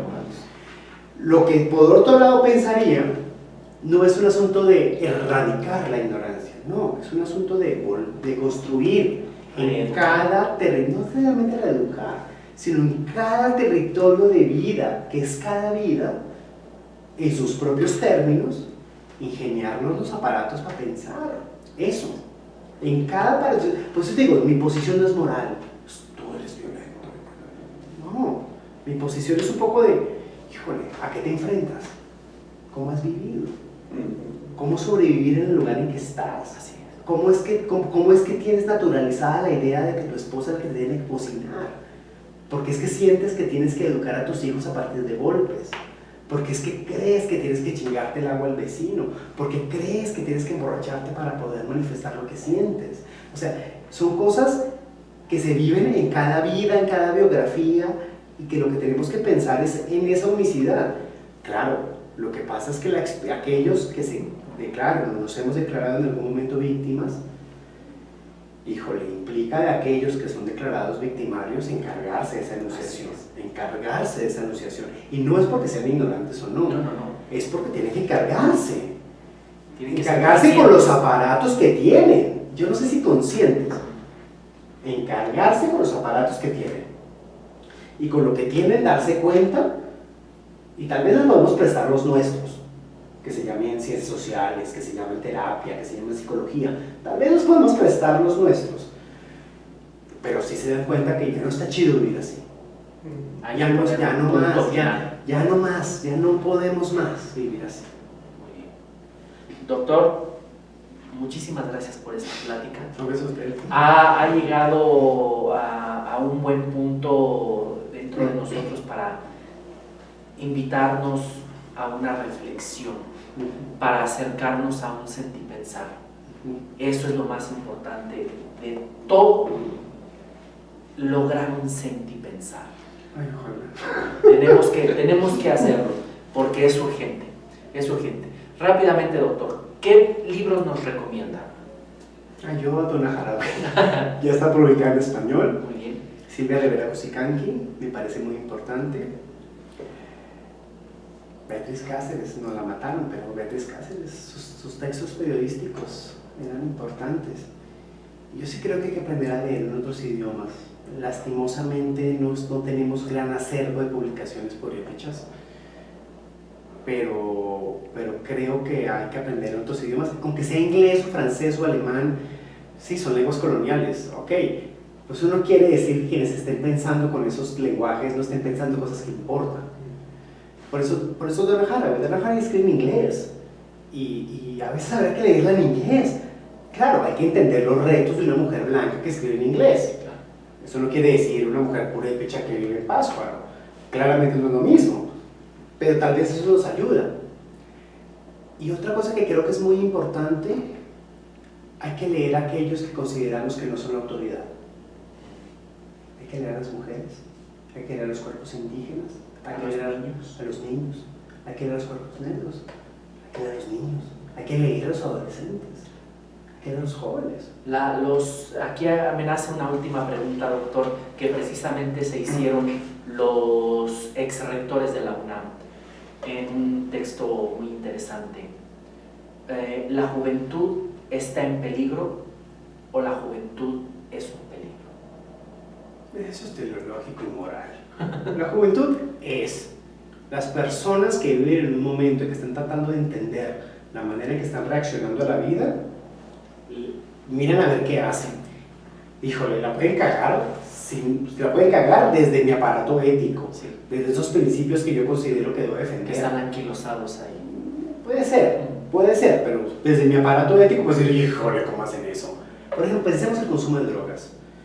El consumo de drogas uno puede verlo de una manera súper moral. Sí. De, ay, no, se están chingando la vida, se están enajenando, se están bla, bla, bla, bla.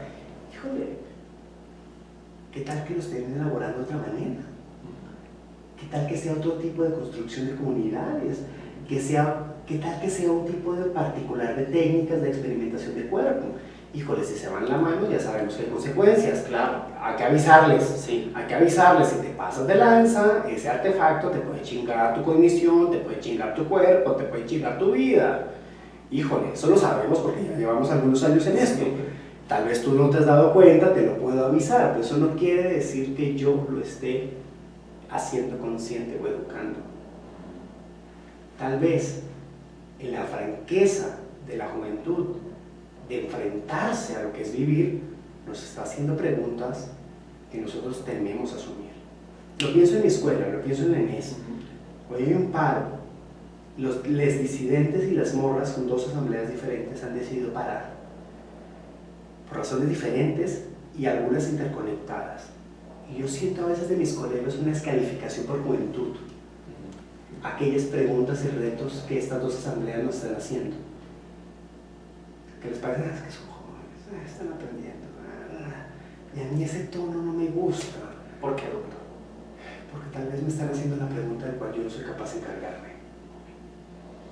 Y tal vez yo debería quedarme callado y un poco entender cómo su percepción está produciendo algo que yo ya naturalicé. Y que tal vez su percepción me está retando a desnaturalizar aquello que yo ya asumí. A quitarse de la zona de confort. Exacto. Entonces tal vez debería ponerles atención Hay y que no subestimarlos. escucharlos. Y no subestimarlas ni subestimarles. Hay que escuchar a los jóvenes, a los niños Sí. y sí. no subestimarlos. Paul Preciado, en este libro, se llama Un apartamento urano, tiene un texto que es de hace algunos años, que es muy poderoso, se llama ¿Quién le tiene miedo al niño queer? ¿Quién le tiene miedo al niño raro?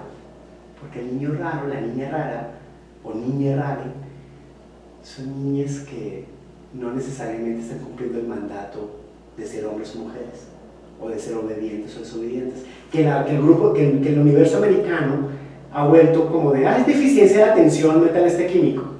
Ah, ¿Qué tal que estos Ok. niños y estas niñas y estos niños nos están haciendo ver que estamos forzando el cuerpo y la cognición a hacer una cosa que tal vez podría ser de otra manera? Nos están mandando un mensaje ¿Quién le tiene miedo que al no niño? entendemos. Exacto. ¿Quién le tiene miedo al niño queer? ¿Quién le tiene miedo? O sea, ¿por qué tenerle tanto miedo y por qué necesidad de normalizarlo y meterle un químico? ¿Por qué no soportamos a que las niñas y los niños sean lo que tengan que ser? lo que son, la esencia. No esencia, lo que despliegue cada territorio. Tal vez lo que tenemos que hacer es trabajar con estas vidas en construcción de éticas más experimentales. Decirle, bueno, no te voy a decir qué es lo correcto o lo incorrecto, pero te voy a decir que eso me afecta y me daña. O sea, cuando me gritas y me golpeas, joder, me estás dañando y me está doliendo y no me gusta. Híjole, o sea, no. O sea, porque ser rarito no significa que me vas a venir a dar la jeta. Y a desautorizarme y a decirme que no, porque a veces, por ejemplo, tomo decisiones sobre el cuerpo niña, el cuerpo niña, el cuerpo niño, que es por su propia seguridad de cosas que todavía no le ha caído el 20. Así es. Y pues, oye, cállate, espérate que te caiga el 20 para que entiendas por qué decidí que no podías meter la mano en la fogata. O sea, espérate, o sea, yo entiendo eso, no estoy diciendo que la adultez y la paternidad y la maternidad estén mal, no, es que hay que entender que uno no puede forzar, disciplinar y bloquear los cuerpos a que sea la voluntad de uno, incluso que sea uno rarita. Sí, lo que sea. O sea, uno no puede, Lo que hay sea. que dejar que eso entienda cómo es que va funcionando el mundo y que tome sus posiciones sobre qué pedo con el mundo. Para eso necesitamos maternidades y paternidades más experimentales. Y eso produce mucha angustia, porque, híjole, Es por eso que estamos como en una arena movediza. sí, yo soy partidario de las maternidades libertarias, de las mujeres que decidan tener o no tener sus hijos, hijas e hijos, o hijas. Sí. Pero eso significa que aquellas y aquellos que han decidido que se tengan, implica asumir formas de crianza que tal vez no reproduzcan la violencia naturalizada. El problema es que todavía yo creo, o por lo menos yo, David, no sé cómo hacerlo. Decía un investigador universitario de la Universidad Michoacana, el maestro Guillermo Vargas Uribe, que al niño hay que dejarlo que sea niño en la relación del aprendizaje, que no hay necesariamente que meterle un esquema rígido, que él encuentre su mecanismo de dónde va a ser su inteligencia para las matemáticas, para las ciencias naturales, para el deporte que le gusta, porque el niño investiga. Y la Es un niña investigador, investiga, es un y la investigador. niña y el niño El investiga. niño, en general. A mí lo que me preocupa, por ejemplo, en Estados Unidos hay un afán de que las niñas, o sea, cuerpos que nacieron fisiológicamente de una manera que se declaran de otra, inmediatamente los quieren meter al sistema cirujano quirúrgico y al sistema hormonológico. Ok. A mí en lo particular, a mí eso me da un pánico. Es una mutilación. No necesariamente mutilación, porque eso una transformación. legalmente eso sucede hasta que tenga la mayoría de edad. Pero uno, ¿cómo le mete un químico a un cuerpo en formación? Digo, ya somos cyborg, lo entiendo, somos cyborg. Pero yo creo que hay que ser más cautas y cautos con esa decisión. Hay que esperar, o sea, si el cuerpo de este niño se nombra de una manera o de otra, como tú dices, hágale y tú vas encontrando tu lugar en el mundo. Mi trabajo como madre o como padre o como tutor o como mentor o como acompañante es cercarte los peligros que implica esa búsqueda y ayudarte a acompañarte en los procesos que te toque a ti, pero la pregunta, por ser una cosa la otra, o la tercera o la quinta, es una pregunta tuya. Tú defines. Tú defines. Puede que ya tengas la lucidez a los 5 años. Chingón. A ver qué pasa a los 15. A ver qué pasa a los 15. Yo lo único que hago es acogerte y darte los cuidados y darte la infraestructura Y la darte información. el acompañamiento y darte la información y dártelo todo para que tú, como vayas pudiendo, vayas decidiendo. Si llegas a los 19 y decides hacer un tránsito de género, es tu pedo, lo decidiste. Lo único que hice fue acompañarte. Pues yo no te voy a meter un químico desde los 6 años porque me dijiste que no eras del género que te asignamos. A mí eso me asusta. A mí eso me asusta, esa necesidad de mantener todo Una fijado. manipulación. Sí, como de mantenerlo todo fijado. ¿Por qué no podemos vivir fluidamente? O sea, mis estudiantes, mujeres y hombres, bueno, ya ni sé si mujeres y hombres se declaran no binarios. Eso me parece tan lindo.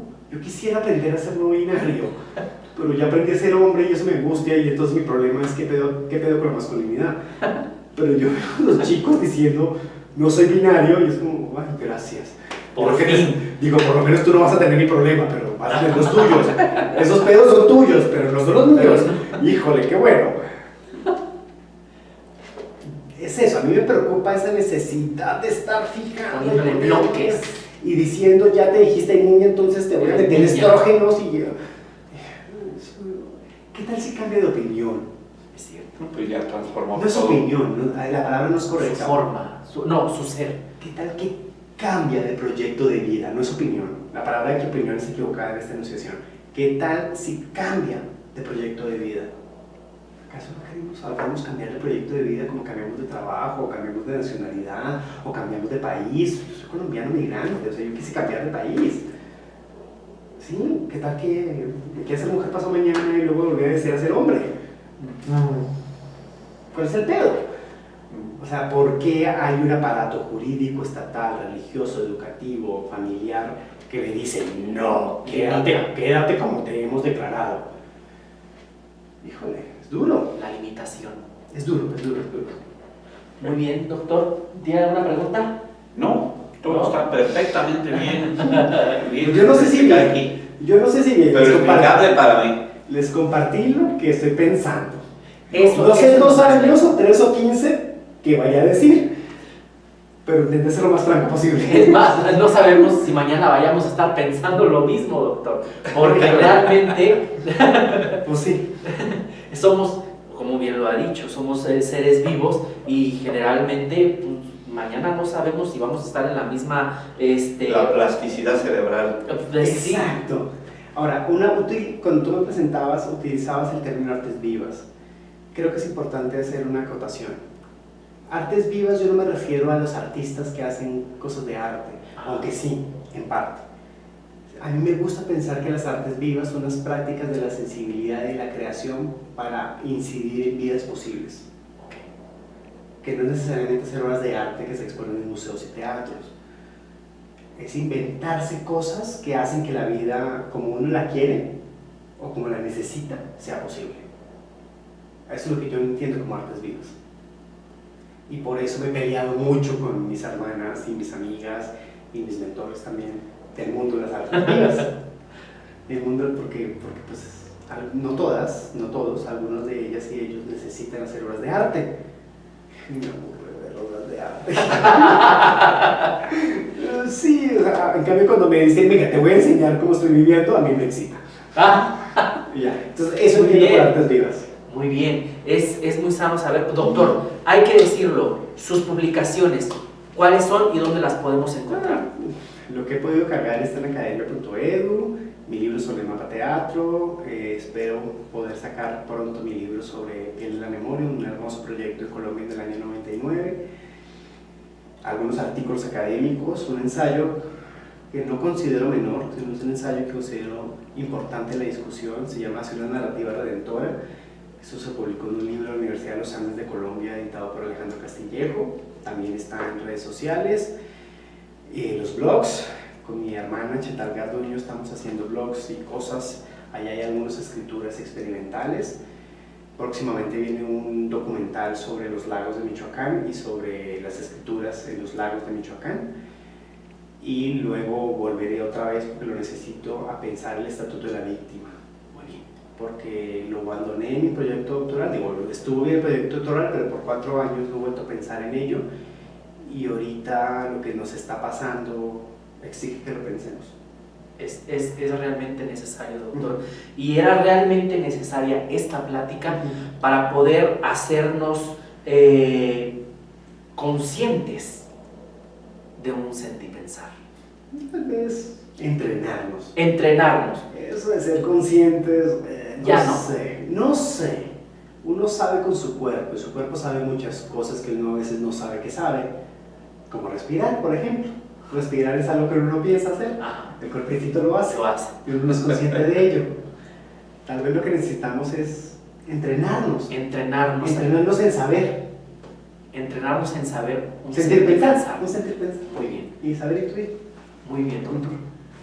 Muchísimas gracias. Doctor, muchísimas gracias. ¿Quiere mandar saludos?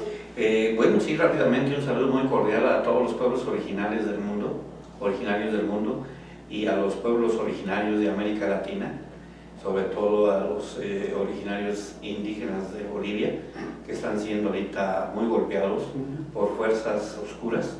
Entonces, un saludo muy cordial para todos ellos. Bien. Doctor, ¿quiere mandar saludos? ¿Algún mensaje? Ay, a mi Colombia hermosa, que Por mañana, favor. bueno, hoy mismo, 21 de noviembre, está saliendo a las calles a insistir en otra posibilidad de vida.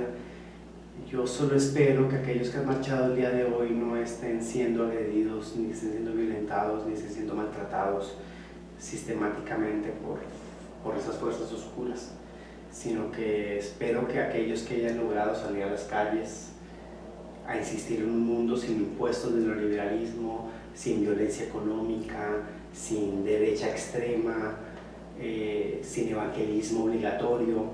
El evangelismo está bien para aquellos que lo creen, pero no porque sea obligatorio para los demás. Puedan haber regresado sanas y salvas a sus casas, a levantarse mañana viernes, a seguir insistiendo en otras vidas. Sí, eso. Muy bien, doctor. Y un saludo a toda Latinoamérica, a toda Europa que nos está viendo a través de Periscope, a Tartu, Estonia, a La Habana, Cuba. Desde allá nos están viendo. Muy bien, yo me despido de esto, de Gabriel García Márquez, por supuesto, en 100 años de soledad. Fernanda creía de veras que su esposo estaba esperando a que escampara para volver con la concubina.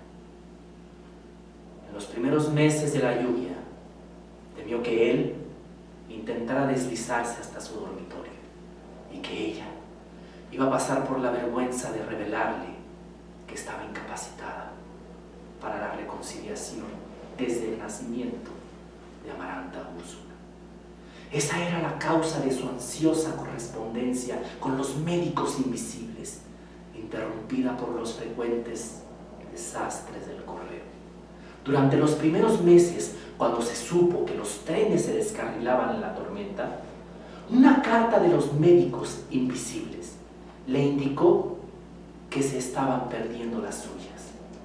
Más tarde, cuando se interrumpieron los contactos con sus corresponsales ignotos, había pensado seriamente en ponerse la máscara de tigre que usó su marido en el carnaval sangriento, para hacerse examinar con un nombre ficticio por los médicos de la compañía bananera.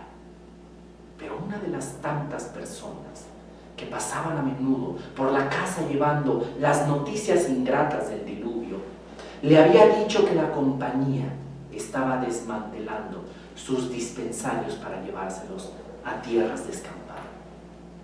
Entonces perdió la esperanza. Se resignó a aguardar que pasara la lluvia y se normalizara el correo y, mientras tanto, se aliviaba de sus dolencias secretas con recursos de inspiración. Pero hubiera preferido morirse a ponerse en manos del único médico que estaba en Macondo, el francés extravagante que se alimentaba con hierba para burros. Y a todo esto, ¿sabe tu mamá que estás conmigo? Y para los gringos, tell me something. Does your mother know you're with me? I hope so. Muy bien, doctor.